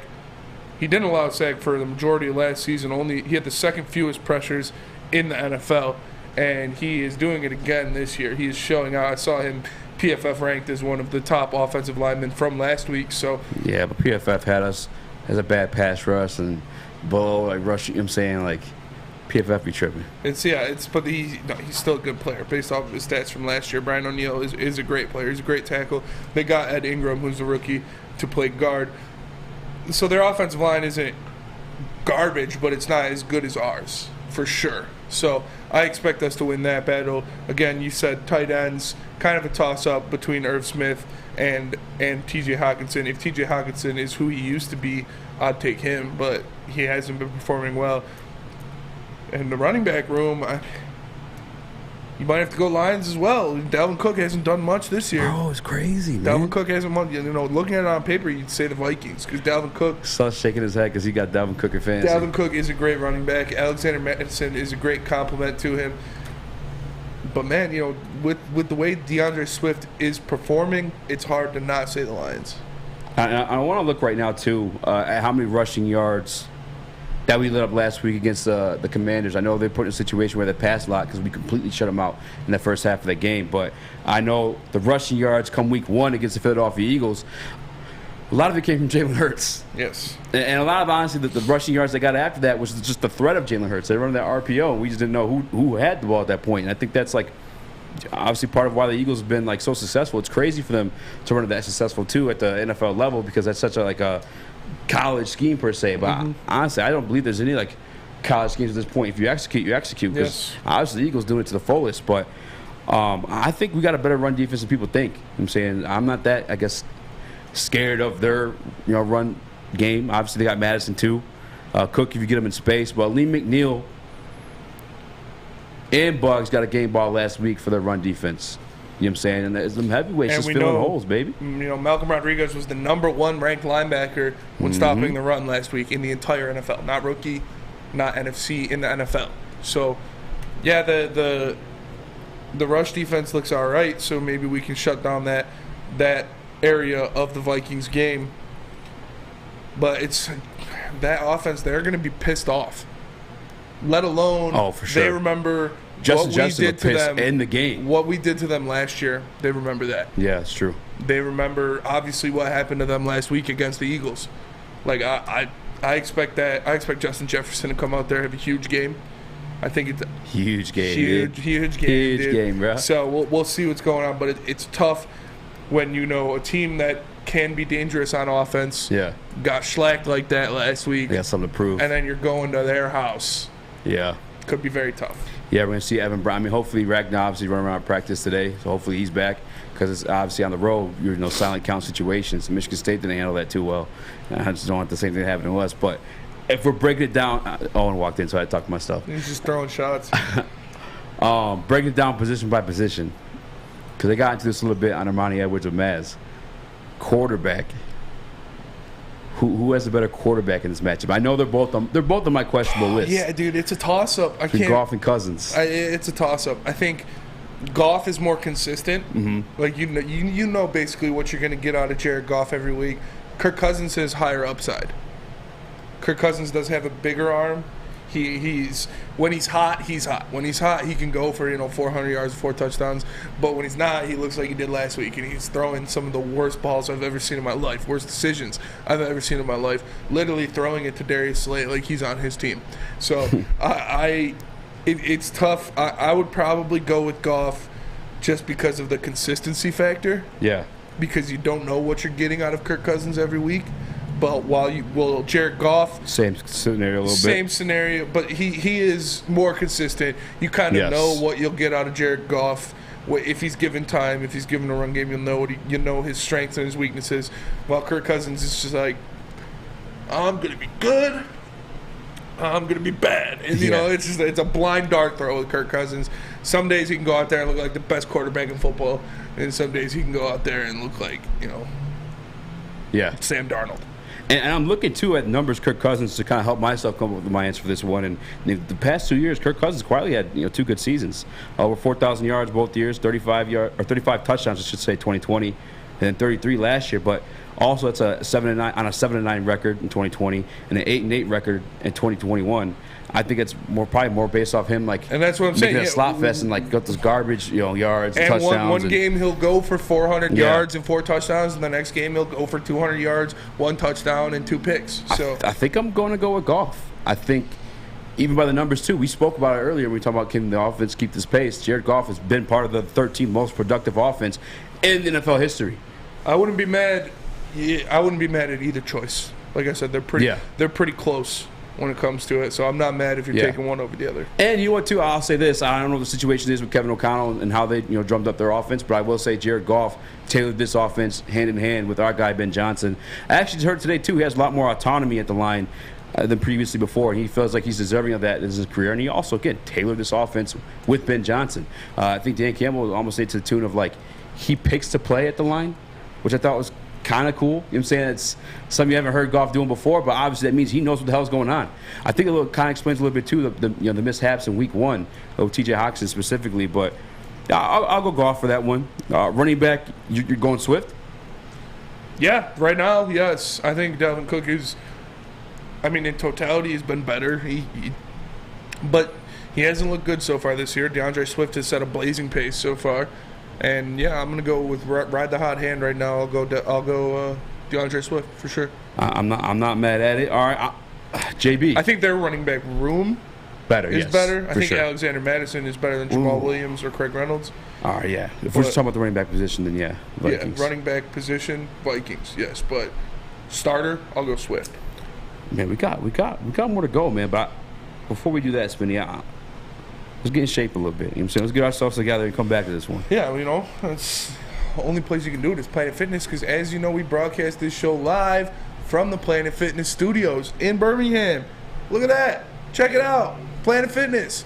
So, Planet Fitness is the home of the Judgment-Free Zone, where you can work out in a non-intimidating, judgment-free atmosphere. Memberships only cost $10 a month, or you can get the Black Card if you're a real baller for $24.99. That comes with a load of amenities such as unlimited tanning, hydro massage chairs, and access to over 2,000 locations around the world. Right. So make sure you go in and get your membership today, or sign up online at planetfitness.com. It's Planet Fitness, where your fitness is essential. We are the Woodward Heavyweights. We'll be right back. It took exploring 50 different formulas and hosting countless taste tests, but we believe Gypsy Vodka is the smoothest vodka on the market. Don't believe us? Ask the owners. We're Mike and Adam Kazanowski with High Five Spirits Distillery. We're in close to about 1,200 locations throughout Michigan. We wanted to create a brand that was geared more towards freedom, love, adventure, and at the end of the day, we really wanted to tell a story that inspired other people to take risk, follow their dreams, whatever that might be.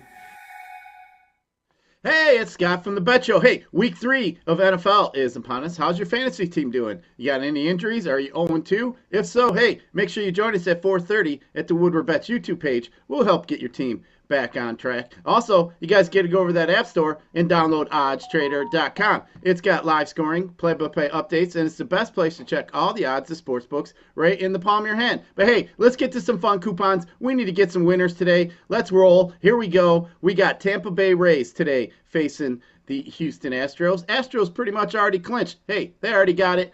Tampa Bay needs to fight for that wild card spot. Sounds good to me. oddstrader.com. Woodward Bets. Check it out. Check it out. At Alta, uptime matters. Uptime. Alta Equipment has everything you need to get the job done. You got a big project coming up? Alta Rent has you covered. Make sure you give them a call today at 844-GO-TO-ALTA. Again, that's 844-GO-TO-ALTA. Oh, you didn't do it again. Alta Equipment, where uptime matters. You missed your cue, bud. All right? Sorry. That's your fault. What up, though? Welcome back to the Woodward Heavyweights live on WoodwardSports.com. I'm your boy Eazy, joined by my man Spin Mo Rex. We got Young Sustin, TD Wolf, and JB Smooth on the 1s and 2s. And we're kind of breaking down the Detroit Lions offense versus Vikings offense. We got stuck at the running back position. I guess this year, technically, the answer would be Swift. But career-wise, the answer should be Dalvin Cook. Clam Sauce on the Woodward Sports chat says easy. You can make that same argument if Cook stayed healthy, because during the break I said, if Swift stayed healthy, I could see him having Cook's numbers. I'm saying, but at the same time, Cook's done his numbers. He's never always been healthy either. Cook tends to miss a game or two. It's nothing crazy, but yeah. All right. You know what? I'm going to give this one to the Vikings just simply based off running back room. You know what I'm saying? Because obviously Alex Madison's going to get some carries. Obviously Jamal Williams led us in carries last week. Craig Reynolds will get some carries too. Madison and Cook, I think, it's a better duo than Swift and Williams. There's a big booty behind me. I see both of y'all look. Okay. Don't distract me like that now. Wide receivers. I'm getting a little controversial with my take on this one. Actually, JB, you missed out on the quarterback and running back. Oh, yeah. QB, I got to go with Goff. Even though their numbers, if you look at them for the season, they're slightly similar along just have to subtract the touchdown versus interceptions. I mean, Cousins 3-3, Goff 6-1. Of course, I'm going to lean with Goff on that one. Running backs, I got to go with Swift, man. It's 6 less carries than Dalvin Cook has had, but if I'm going overall throughout the year, I'll probably have to stick with Dalvin Cook. But as of right now, give me Swift. 100-plus more yards than Cook right now, Swifty. Jake Wagner, Woodward Sports Chat, says, I'd give running backs as a whole to the Detroit Lions. Madison may be better, but even Justin Jackson is probably better than Minnesota's third back. Kiki Ngamu, he's not bad. I mean, he's pretty solid, too. I think if you talk to Minnesota fans, they say the same thing about him. I think he's pretty comparable to Craig Reynolds or Justin Jackson. We'll have to get that popping. We'll have to reach out to Minnesota content creator as we have with the Commanders and whatnot and see what's popping with those guys. Just based off the guys who get majority of the carries, though, I'm going Minnesota. Yeah. Sorry. Wide receivers, though, I think you'd be surprised when I'm going with this one. I mean, there's only one way I could be surprised, and that's if you said the Lions. I'm going Detroit Lions. Obviously, Justin Jefferson is the cream of the crop. You know what I'm saying? He is the best offensive player in this entire matchup in its totality. He is, in my opinion, the number one wide receiver in the NFL. I think if Minnesota, I thought about this when I was driving home the other day, too. If Minnesota got a quarterback, be a problem. Yes. if they got them like the way, the Rams bossed up and got Stafford, like if Minnesota got a guy who throw a deep ball to Justin Jefferson, my Lord, it'd be upsetting for the NFC in total, let alone the NFC North. But yes, they have Justin Jefferson. Adam Thielen, since 2018, hadn't really done much. He's been injured. No, he's been healthy. He was injured last year. Injured on and off, but ever since the injury, not been the same guy. Yeah. Because you go back, 2018 was his last Pro Bowl year. He had 1,373 yards. Played in 10 games, only had 418 yards. 2019. Played 15 games the year after that, had 925, which is good. Amon-Ra did that in 8 games, though. You know what I'm saying? Okay, but Amon-Ra's our number one receiver. So you got to compare Amon-Ra to Justin Jefferson. Yeah, Amon-Ra versus Justin Jefferson. Yeah, you're going Justin Jefferson for sure. But so Adam Thielen versus DJ Chark. Adam Thielen, this version of Adam Thielen versus DJ Chark. If I'm like a GM and I'm just like tailoring an offense, I'm taking DJ Chark. I know he was 0 for 4 last week. I think at 2 of those catches, you had big misses by Goff in those situations. But Adam Thielen, he's just not the same guy, in my opinion. I know that he used to be, Mr. Double Touchdown.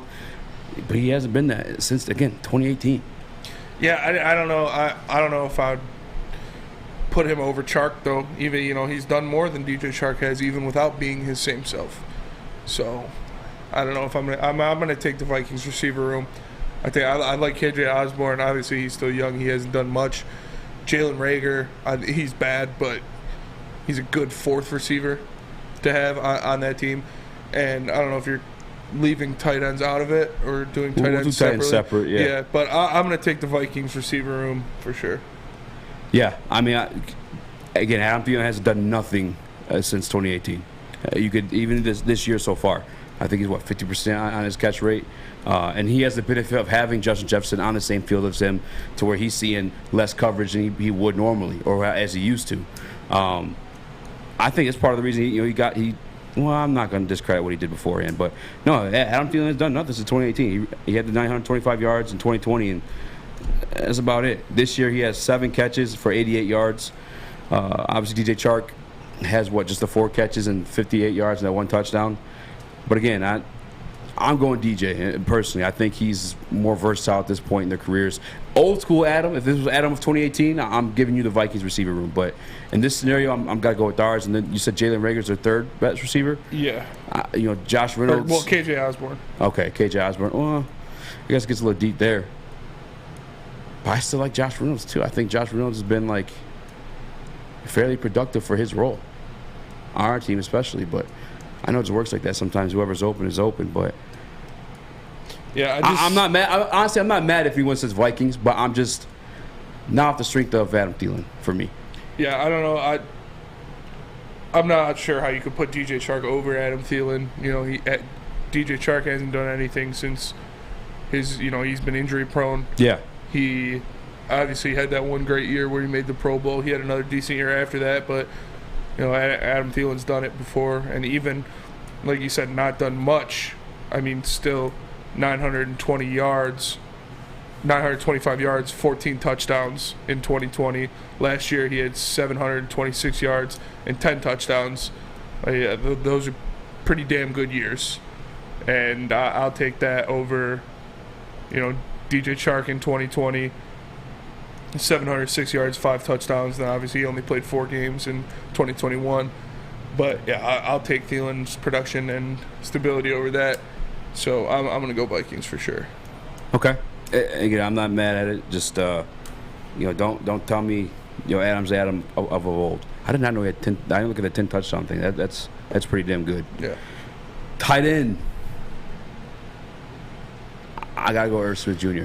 I feel like he's just much more of a playmaker than T.J. Hawkinson. You saw what he did last week. He had the lone touchdown for the Minnesota Vikings in that game against the I almost said the Minnesota Eagles, the Philadelphia Eagles. And then he had another one that he dropped. I think T.J. Hawkinson is like all around the better player in terms of like blocking and all that. But he hasn't been impressive this year. He hasn't. Just point blank, he hasn't been good this year. Yeah, neither is Irv Smith really. He's only had 5 catches for 36 yards. He's only played 7 games in his career, like his first year and his second year. He played 7 games in each, totaling 365 yards last year with 5 touchdowns, 311 yards with 2 touchdowns in his first game again, or his first year. Again, this year he's only had 5 catches for 36 yards and a touchdown. So I'll go Hawkinson. I'm gonna still go Hawkinson. I do think he'll get it right this game. I think he's gonna have a good game against the Vikings. So I'm gonna go Hawkinson just because Irv Smith hasn't done enough to show me either. And I've at least seen Hawkinson ready when healthy. And just like you said, just those 7 games though, 300 yards, 2 touchdowns, and the other one 300 yards. 5 touchdowns. It's like a small sample size. Yeah, I mean that's pretty damn productive. 28 yards per game. Game 1 he was limited this year too because he had an injury. He had hamstring injury. Then he did some with his finger in camp. 365 yards in 7 games is only 28 yards per game, so that's not too impressive. Well, I mean, with NFL tight ends though, that's pretty impressive. NFL tight ends don't usually, But if you're trying to be a good tight end in the NFL, which Hawkinson can be, and he's proven it, he can average more than 28 yards per game. So I don't trust your tight end judgment because last week you told me you're taking Logan Thomas over T.J. Hawkinson. Now this week you have a guy who's been more productive than Logan Thomas in limited action, and you're taking T.J. I mean, I'm not tripping over it. I'm saying it's offensively, like on the paper, I guess it is like closer than you say, unless you're going to like the rankings at this point in the season. But weapon-wise, I think Irv Smith is dangerous. Irv Smith took my guy Tyler Conklin. I went to high school with him. He took him out of Minnesota. Then re-signed for that. Now he's with the Jets. Doing numbers, by the way. My guy T-Con killing it. Where you at with the tight end, actually? You be the final. You're a homer, though. I already know, JB. You about to go with T.J. Hawkinson. I was going to say the numbers are honestly similar, but if I got to pick one, I got to go with Hawkinson, if anything, just because I'm going to stay home with it. I'm a homer, so give me T.J. I'm not mad at it. I guess I understand to a point. Yeah, I mean, Logan Thomas had one of his years in his career is better than Irv Smith's career numbers, almost. That's cute. So I don't know why you're saying he's better. He hasn't proven it. He has proven it. How? Smaller sample size. How has he proven it? The smaller sample size, he has proven it. The smaller sample size of averaging 28 yards and 19 yards per game, that's proving it? Look at how many yards tight ends average in general. Yeah, and that 1 year that I talked about Logan Thomas, he averaged 41 yards per game, which is better than 29. Yeah, and the year after that, he averaged 32, which is better than 29. Irv Smith is a better tight end than Logan Thomas. I'm sorry. I'll have to see it before I can believe it. I mean, I've seen it. We've all seen it. My guy Herman Moore in the two seasons where he played 7 games. Yeah, again, smaller sample size. Yes. I'll put it to you this way. T.J. Hawkinson in 2020, last year, in 12 games, had 583 yards and 4 touchdowns. And just the 7 games for my guy, Irv Smith, only 200 less yards, damn near half as many games, and just as many touchdowns. He's good. Again, when in action, Irv Smith's a problem. Yeah, he's played both of the games this year. He hasn't started either of them, though. Yeah, that's what I'm saying. He's like nursing an injury. They're using him like sparingly. That's what I'm saying. Like he's like Only 5 catches for 36 yards. He's definitely got health issues. But, like, when healthy, or, like, obviously when they put him in, he does damage. Like you said, he hasn't even started anything. He had the lone touchdown for him last week. Yeah. He's a dog when healthy. But, hey, if you guys want to go TJ, I mean, I'm not mad at it. I know this is a Detroit network. You were a big TJ Hawkinson guy earlier, this. Yeah, I mean, I summer. Well, I wasn't a big TJ Hawkinson guy. I was in terms of, like, I think Jared Goff's not really throwing the ball deep, and he's kind of limited to that middle range area, those slants and stuff like that. So, yeah, I thought TJ would be utilized more. I think we both picked him to lead the team in touchdowns because of that same scenario too. But I was just more so defending him from, like, the Adam and Neal stuff. Like, once they brought up Ebron in the Hawkinson comparison, it was like night and day differences there. You know what I'm saying? It was just gross. So I just felt inspired, I guess, to defend him. And well, if he's not better than Irv Smith, well, Irv Smith is good, though. I would say he's a bust at the 8th pick. That's fair. All right. I mean, I don't want to call him a bust, but when I say bust, I look at the draft in total. You know what I'm saying? And I try to do like a power ranking from there. And TJ Hawkinson still kind of falls right around, I guess, the rest of those guys. You know what I'm saying? Right around where he's picked, I should say. If you were to power rank that draft class. Uncle Snoop in the Woodward Sports Chat says, Eazy tweaking for show. Brock Wright's been putting in effort. Let me see what else the Woodward Sports Chat got to say. Wright plus Ziltra plus Mitchell works just fine for me. Get a third for Hawk and move on, in my opinion. This is Joey 2 times in the Woodward Sports Chat. Jay Wagner, not saying I agree with Eazy, but there is more to a tight end than just reception numbers. Yeah, no, he's a better blocker. TJ Hawkins is a better blocker than Irv Smith, hands down. Yeah. Hands down. For sure. Without question. Offensive line, I'm not even going to go there. You already know it's Detroit Lions. Yeah, offensive lines for sure. I would take our offensive line banged up over theirs. I'm just keeping it real. If we lose, though, I'm going to need some gypsy. All right. I'm going to need that thirst-quenching iced tea and lemonade vodka mix. All right, 8% alcohol. It's the real deal, and it's got you in your feels. You be texting Darius Slay. Hey, help me miss you, bro. Make sure you guys check that out, man. Whether you're in the backyard debating some football with the boys or on the golf course, the Mulligan's calling your name, do me a favor. Grab some of that from a Total Wine near you or a golf course near you. And please, please, please drink responsibly. It's Woodward Heavyweights and WoodwardSports.com. We'll be right back. At work and at home, we're there with smarter security solutions. Featuring complete automation with customized alerts and more. For over 90 years, we've been the company that's been counted on to protect what matters most, all with personalized service and care. Right now, for a limited time, receive a free video device plus free installation with a new home system. Guardian Alarm. We protect Michigan. When you need apparel, there's only one place to go. Big Frog in Novi. With no setup fees, no artwork fees, no minimum, and a 24-hour turnaround, you can have your whole team outfitted in no time. Embroidery, direct-to-garment, vinyl, and screen printing, Big Frog has it all in all the styles you want. So whether it's a sports team, fundraiser, school event, or corporate needs, Big Frog is your one-stop destination. Visit bigfrog.com/Novi or call 844-4-BIG-FROG. Guys, I tell you time and time again, I don't know why you guys don't believe me. I'll show you my white privilege card, okay? I am a white man, but it's all thanks to Chili Peppers Tan. I'm able to look so beautifully Brazilianly bronze and brown, man. Join the Peppers Club today, because right now they'll be all competitors by $5. $5? $5, Spinny. They got the cleanest salon rooms in the D, the hottest barbs, hottest deals, and darkest tans with 26 locations and more. What up, though? Welcome back to the Woodward Heavyweights. I'm WoodwardSports.com. I'm your boy, Eazy, joined by my man, Spin Mo Rex. Hello. We got Young Sus in the TD booth. JB Smooth with the 1s and 2s. And we just dabbled into the debut. Or I'm sorry, the preview, the matchup a little bit of the Detroit Lions versus Minnesota Vikings. Mm-hmm. It's gonna be a good one. Obviously, Vikings favored by 6.5, dropping down to 5.5 at least on FanDuel. The offenses, again, if just going by paper, I said what I said, but by the numbers, offensively. We number one. Ain't no big thing about it. But we'll jump into more of that one. I'll make sure to get a special guest for that one too. Yesterday we attacked the power rankings. We did. And obviously we took the time to do our own. So I feel like we have to give this segment some love, because we're the Detroit Lions landing after going 1-1. One game we lost against a very tough Eagles team, and the other one we won against the Commanders. Where'd they end up going in yours? I got them at 14.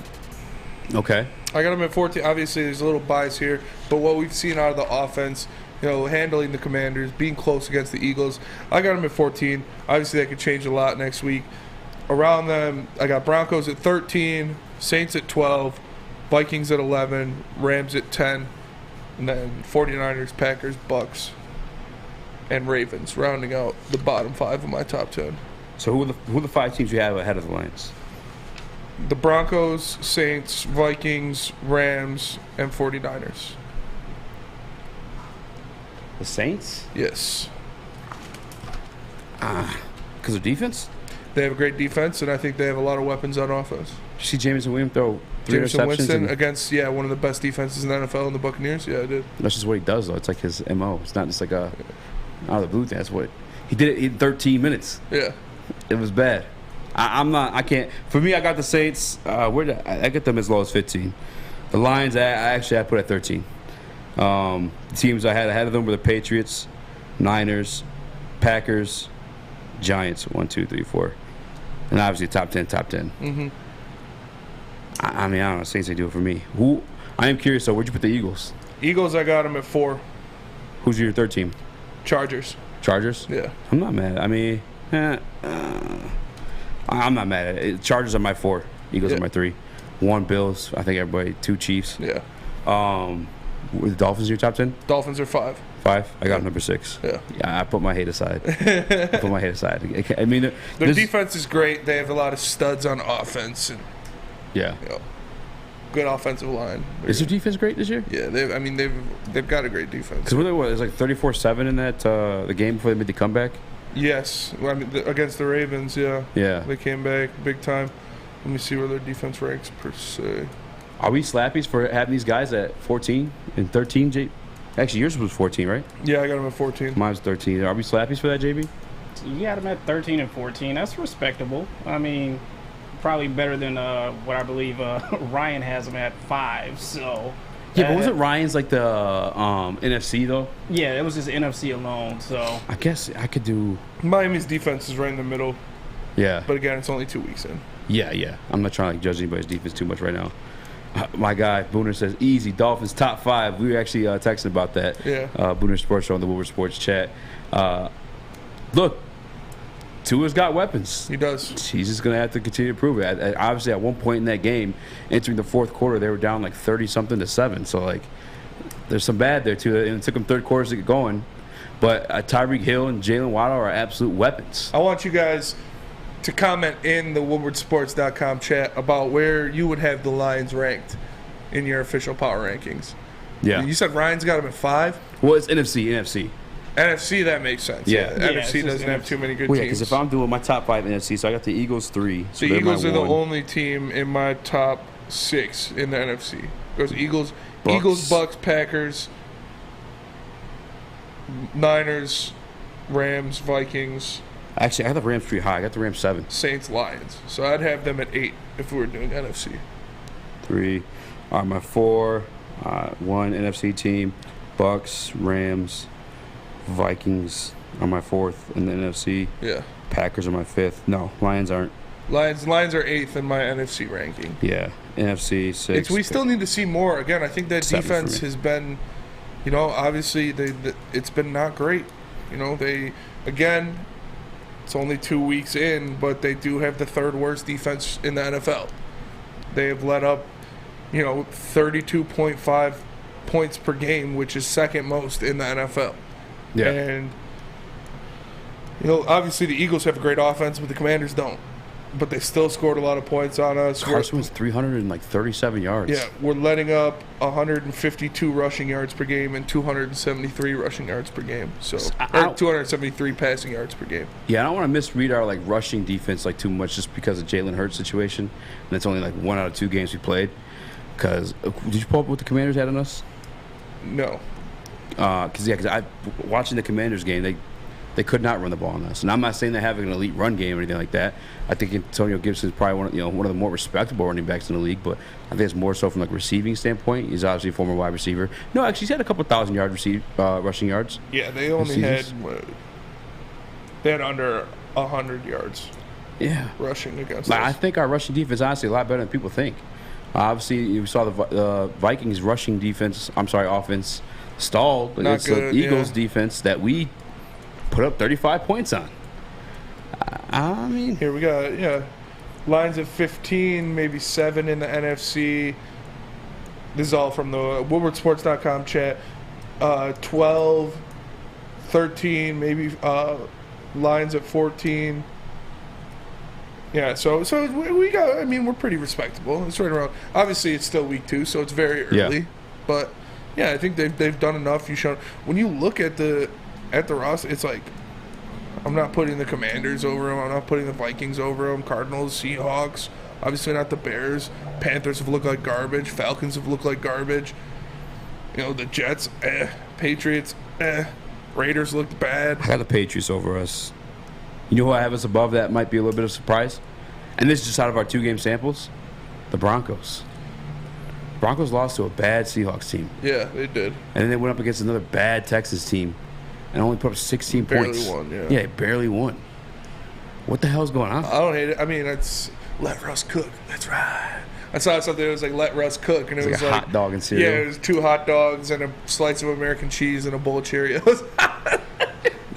Oh man, but yeah, it's. I mean, I don't hate that. I do think the Broncos will be better by the end of the year. And did they just lose Sutton? Or no, they lost Judy. And they lost Patrick Surtain, like 2 shoulder injuries in the same game.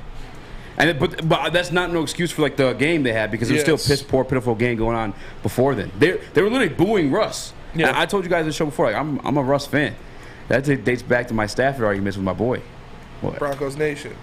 Let's ride. Broncos country. Let's ride. Let's ride. No, I got the Lions ranked over the Broncos. I don't hate it. They have not looked good at all, and the Lions' offense has looked very impressive. So, I let the Bengals slide to 21. Was it tripping? I think so. That might be a little bit of an overreaction, but 0-2. Yeah. Raiders I got at 20. Because I feel like they'll pick it up at some point. I think both of those teams will pick it up at some point. Who do you think's better between the two? The Raiders. Yeah, me too. I think the Raiders are more complete. They have a pretty good offensive line. The potential on defense. Yeah, is obviously disgusting. Potential on defense. Josh Jacobs could run the football. Obviously, got a hell of weapons with Hunter Renfrow and Devontae Adams. For them to be 0-2, I can't believe they lost the game to the Cards. Yeah, Derek Waller too. Yeah, how did I forget to mention that one? Saints, I got us over for sure. I'm not, Jameson Winston. Why there gotta be 2 of them, man? There's only room in this town for one of them boys. Booter Sports, I'm tripping. Tripping on what? The Bengals? Booter Sports in the Woodward Sports chat. Tripping easy. Broncos country, we tried. We tried. For real though, it's the Broncos have not looked good. The Bengals have not looked good either. Those are probably the two, and the Raiders being 0-2 have not looked good. Those are probably the biggest surprises out of the NFL so far. Is those 3 teams? I think the Raiders being 0-2 is the biggest surprise. Bo in the Woodward Sports chats ask if we have the Detroit Lions over the Bengals. Yes, I do. Do you? Yeah, right. Yeah, as of right now. JB, did I drop the Broncos too low? No, because I would put the Lions over the Broncos right now. I think. Yeah, they haven't done anything. Again, it's only 2 games, so there's a very small sample size. That's I fair. do think the Broncos will be better. I do think the Raiders will be better. I do think the Bengals will be better. But the Lions have looked very impressive in the first 2 games, at least on offense. So, can you recommend a podcast for Bengals fans to listen to as they go through? Yeah, you might need SMA. Look at that offensive line. You might need some help at SMA, because SMA, or the sports marketing agency, helps spread awareness about mental health and substance abuse. Their new podcast, This is the F Word, helps awareness of fentanyl and other addictions that are plaguing our communities. So go to thesportsma.com if you're struggling or know someone who is. We are the Woodward Heavyweights, and we'll be right back. For a limited time only, all new burgers and loaded fries at Big Boy. It's not a Slim Jim, it's the Big Jim. The chili cheese is such a tease. Guess what else is new? The bacon blue. How about upgrading those fries? Chili cheese fries, baked potato fries, nacho fries, what will it be? Satisfy those taste buds at Big Boy. Hey, this is Mr. Kearney, Chief Academic Officer at Academy of Warren. I want to welcome you to the brand new field house. The state-of-the-art facility has a regulation basketball court, volleyball court, soccer field. It can be used for 7-on-7 football. Our K-8 academic features AM, PM, latchkey, small classroom sizes, Learning Street, futuristic media center, free breakfast and lunch, Houghton Mifflin curriculum, academic games, K-8 athletics, and more. Enroll today at academywarren.net. What's going on, everybody? It's Spencer for the Folding Warehouse in Hamtramck. You know it, you've heard of it. It's the home of the original football bowling pin game called Folding. Multiple different ways you can play. They've got $12 open unlimited play, as well as private lane reservation for $120 for 10 to 12 people. If you get thirsty, they got a $2 mystery beer vending machine, or if you want to make a decision, they have multiple fully loaded bars for you to choose from. So make sure you go check them out in Hamtramck or visit them online at foldingwarehouse.com. What up, though? Welcome back to Woodward Heavyweights live on woodwardsports.com. I'm your boy Eazy, joined by my man Spitmo Rex. Hello. Got Young Sus in the TD booth and JB Smooth with the ones and twos. Continuing on the show, we got two places we can take it, Spinny. Obviously, we got that Malcolm Rodriguez hype that we could do, but we also have the breaking news today of John Cominsky and his hand surgery, him being out for a little bit. You want to touch on that? You want to go to the Malcolm hype train? I want to talk about Malcolm, man. I always want to talk about Malcolm. I love young Malcolm. I love young Malcolm. You look more distinguished, kind of like a young Michael Jackson. I love little Malcolm. Detroit Cowboy. We got to talk about what this guy is doing. You know, if you've been rocking with the Woodward Heavyweights since our dark days in Studio B, now we are live on woodwardsports.com, so you know where to find us. We told y'all. We told y'all this man was going to be a problem. We told y'all this man was going to be a steal. We told y'all this man was going to start for this offense. We told y'all this man was going to perform when given the opportunity to play for this defense. And look at what he's doing, man. Look at what our boy's doing. Look at my guy. Look at my guy. So inspiring. Highest grade of all linebackers in the NFL when it comes to stopping the run in week 2. That's everybody. That's everybody. Every linebacker you can think of. Fred Warner, better.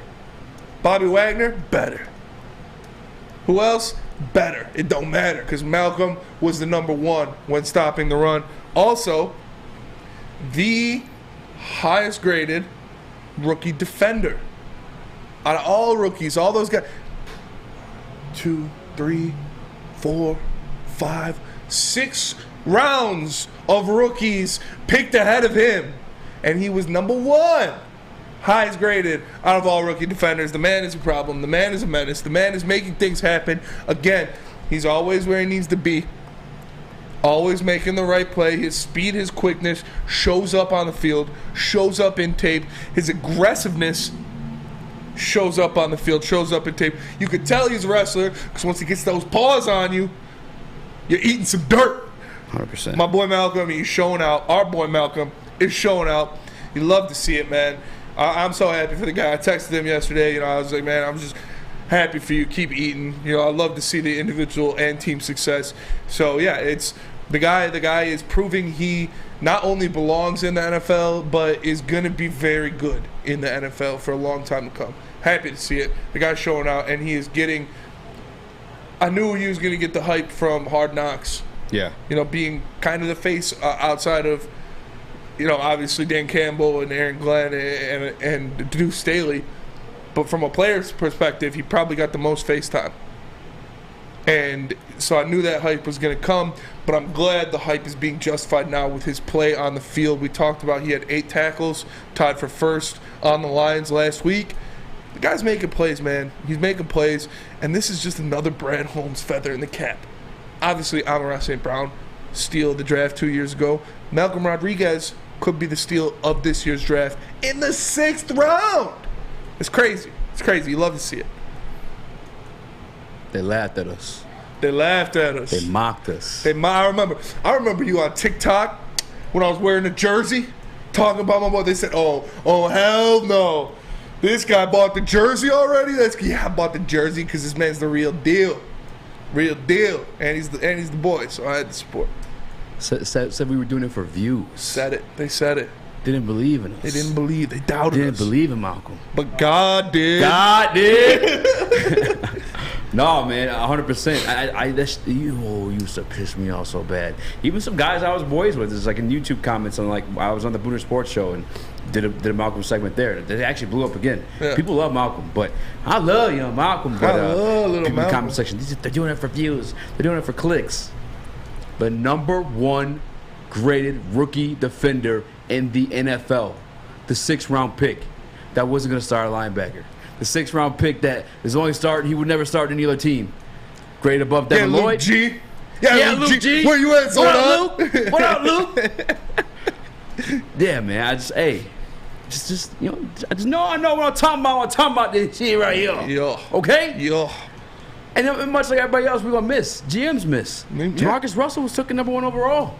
Swing and a miss. It happens. But, no, Malcolm, as I've said, we got one, coach. We got one, coach. Now, I don't know to, what extent, what levels he may reach. And I'll throw it out there. We might see a Pro Bowl. Maybe. I would not be surprised. He's got a clean. They're gonna build a defensive line around him. They are. I'm not around him specifically, but he's got one in front of him that we've been tailoring.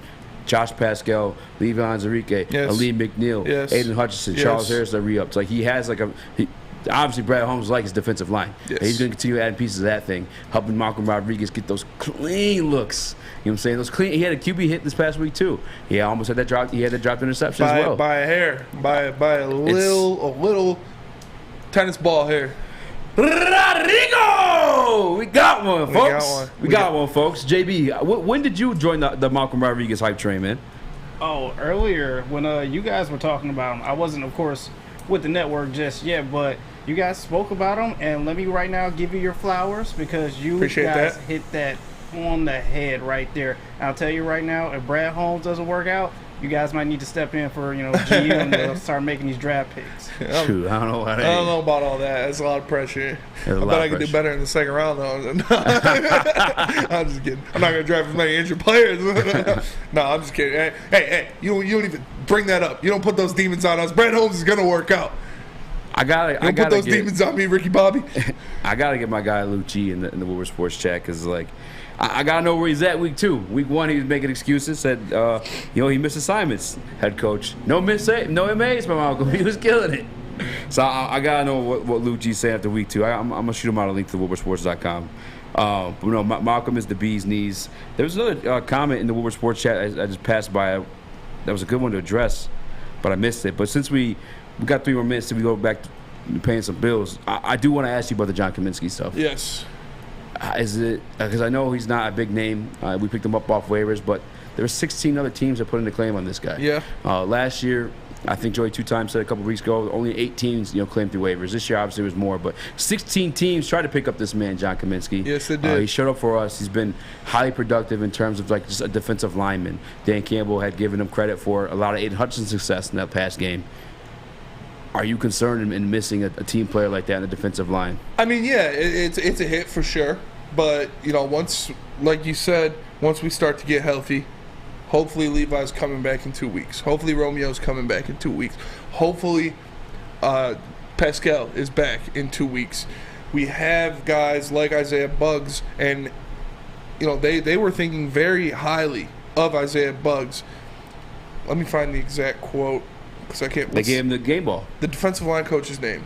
Todd Walsh. Todd Walsh. Yeah. Yes, thank you. I couldn't remember. He said when Buggs is on, there's nobody better than him in the league. And that might be a little bit of coach talk, but when it comes to stopping the run, he's right up there. He fills those gaps with some girth. And so I'm not. They're definitely going to miss his pass rush abilities from up the middle. That causes a lot of havoc when you're able to pass rush from the inside. But I think, Austin Bryant, Zaquan said in the WoodwardSports.com chat, that's why we have Bryant. And that's why you have a guy like Bryant. That's why you picked up a guy like Buggs. So I don't think they'll go out and make I don't think this will cause them to go get Malcolm Brown, who they were flirting with, or somebody like that. I think they play it safe, wait for the guys to get healthy, maybe pump someone up from the practice squad to fill that spot. Yeah, I'm with you too. This is talking about a guy sawed off Demetrius Taylor that we were kind of talking about him making the team heading into the season, and we're talking about him bringing up obviously Ali McNeil, AB. I saw in the chat in the Woodward Sports chat as well. So yeah, I'm a little bit concerned just because you never like to see it. When a productive guy goes down, you never like to see it. But I don't think it's something that's going to hamper them too much.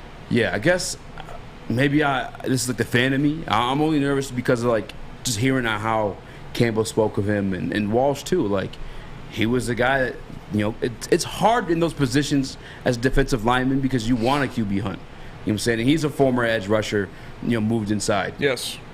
And he probably has the same instinct, but they all probably have the same instinct, but he nonetheless, you know, held down his job and just commanded double teams and did what he did so other guys could eat.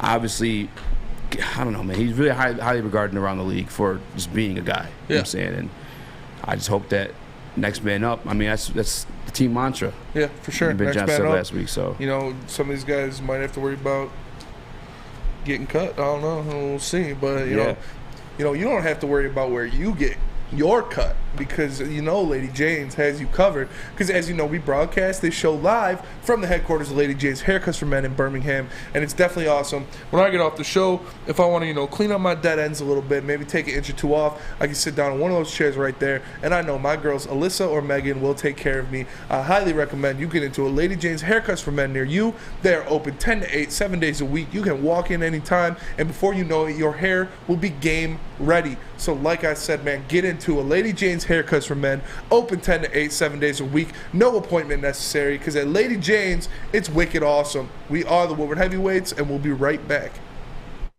Hi, my diamonds. It's Crystal with an X. You want to get hot and perfect like me? Here's my super easy routine. Drink at least a gallon of water before you wake up. Attach a weight to everything in your house. Hello? Sell your car and just sprint everywhere. Scream when you exhale.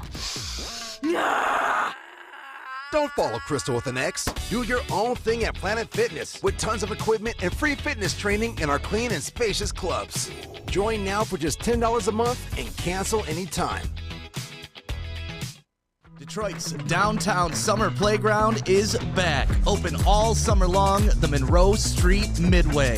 Enjoy roller skating, free Wi-Fi, food trucks, art installations, and so much more. Don't forget to take advantage of the basketball court, putt-putt, and, of course, family programming all summer long. All art installations are done by Detroit artists, and it's a fun, safe event from people 1 to 100. Go to deckedoutdetroit.com. OddsTrader.com is the one site for your game day bets, play-by-play updates, live scores, and the best price on every game for multiple sports books. Guys, go to OddsTrader.com right now for your best bet. What up, dog? Welcome back to Woodward Heavyweights live on WoodwardSports.com. I'm your boy Eazy, joined by my man Spinmo Rex. What up, dog? We got Young Sus in the TV booth and JB Smooth on the ones and twos. And we're on the final stretch of the show, so if you haven't already, make sure you hit that like button, share that WoodwardSports.com stream. And I did shoot a text to my guy Luke G about Marco Rodriguez. He says he shows promise, but I'm still unimpressed. Hate. Man, he's called Buck Nasty, player hate of the year. I think Balding is his last name. I don't know his first name. I can't think of it. The NFL analysis. You know what I'm talking about? Yeah. Why are you smirking? No. Did I say it wrong? No. It was Balding is a funny name to say? Yeah. I was thinking about that earlier today, too. Like Dick Buttkiss. That is an all-time name. Your name is Dick Buttkiss. Yeah. Whoa. All-time name. Whoa. But nonetheless. We got to shine some more light on our boy Amon-Ra, though. Yeah, we do, but I mean, everyone knows this, man. You know this, man. How much more can we say it? He was named NFC Offensive Player of the Week last week. Like we said, 9 catches, 184 total yards, 2 touchdowns. He also joined elite company. Randy Moss, best receiver of all time, in my opinion. Yeah, I know Jerry Rice, he had all the numbers, but Randy Moss is a freak of nature. Rob Gronkowski, arguably the best tight end of all time. I think he's right 1A, 1B with Tony Gonzalez. As the only players under 22 years old with touchdowns in 6 straight games. Like, the guy has been the pinnacle of consistency for this Detroit offense ever since Ben Johnson took over and really gave him that faith, gave him that oomph. Say your take. No, good. You already started. He gave him that oomph. He has done nothing but catch balls, be consistent, gain yards, score touchdowns. It's very impressive. Again, this is something that you put in the cap of Amon-Ra St. Brett Holmes, because he found that guy. He distinguished that's the guy they were going for, scooped him in the 4th round, and he's done nothing but be a game changer for this offense. You done? Yes. Brian Baldinger, what a name! I'm sorry. No, he is, bro. He is. I didn't want to go there because we kind of said that stuff earlier in the show. We D-Ride on, you know what I'm saying? He got his. We announced the award. But no, 100%. Amon-Ra's that guy. He just is. He's got to just do it a little bit more consistently, and we can just move him up. I'm not calling him Cooper Kupp, but until he gets, the respect, we call him like top 10 and stuff like that. The point I was bringing the Baldinger thing though is like it's the Luke G stuff. You know what I'm saying? They're like he's questioning him and whatnot, and like this guy broke down the film because Luke said it. He's still playing like a rookie out there. It was the second text I got from him just now. Baldinger is like, that read, I didn't know if that was a design blitz or him just reading the run right away, and then because he's shorter, he is short, stoucher, dipped underneath the run blocker. You know what I'm saying? Before he even got the chance. Stupid! I'ma never let you get the chance. And got the tackle in the backfield. He's just a real deal. So he's been making plays like that all season. We obviously, we talked about the play he made with the tackle for loss on Miles Sanders in Game 1 against the Eagles, where he dipped under a blocker, went back there, got Miles Sanders in the backfield, and threw him on the ground. It's very impressive. Very impressive. Malcolm Rodriguez is showing out. What y'all want to do with this Cade stuff? You want to save it for tomorrow? Yeah. Okay. We opening up with it?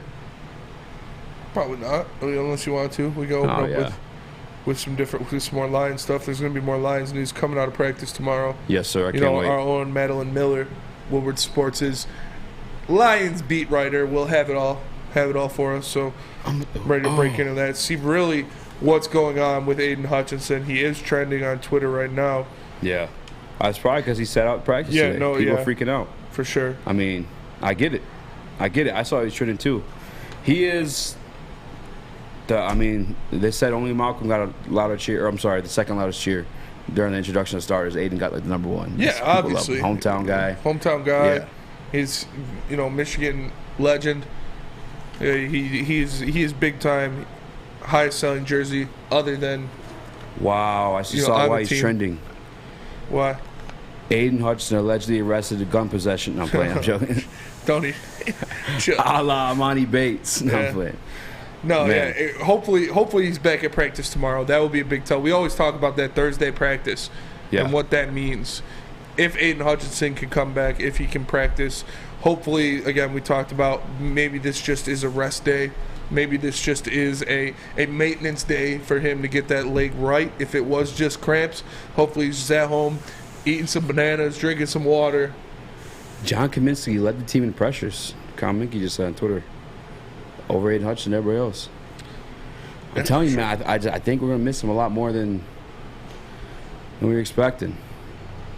I just came across that on Twitter. I was trying to see why he's trending. I think it's just because he said he wasn't in practice today. Yeah.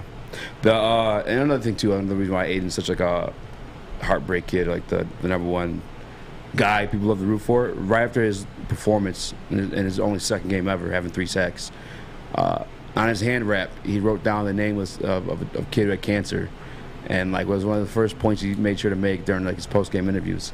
It was like his motivation and going out performing. And it was a record-breaking game for the Lions defenders. He's the only only rookie 3 sacks. I'm sure. Yeah, for sure. It's tough. I expect him to be back though. Like we said earlier. If it was anything too serious, if it was anything too crazy, they would not have let him come back in the game. Period. You can't. That is your number 2 overall draft pick. That is the guy you expect to be the cornerstone of your defense for a long time to come. So I expect him to be back tomorrow, practicing in full. Hopefully he's got that potassium in him, and hopefully it was just cramps. But that will have to wait until tomorrow, and that will do it for us today. We appreciate you guys for checking us out. You know where we are. We're live 5 to 7 at woodwardsports.com. Make sure you come check us out. For the man to my left, the one, the only Speak Easy. For the young sus, Chris Platty, holding down the TD booth. Our boy JB Smooth on the 1s and 2s, making the audio right. I am Spencer Raxter. We are the Woodward Heavyweights, and we'll catch you guys tomorrow. Peace.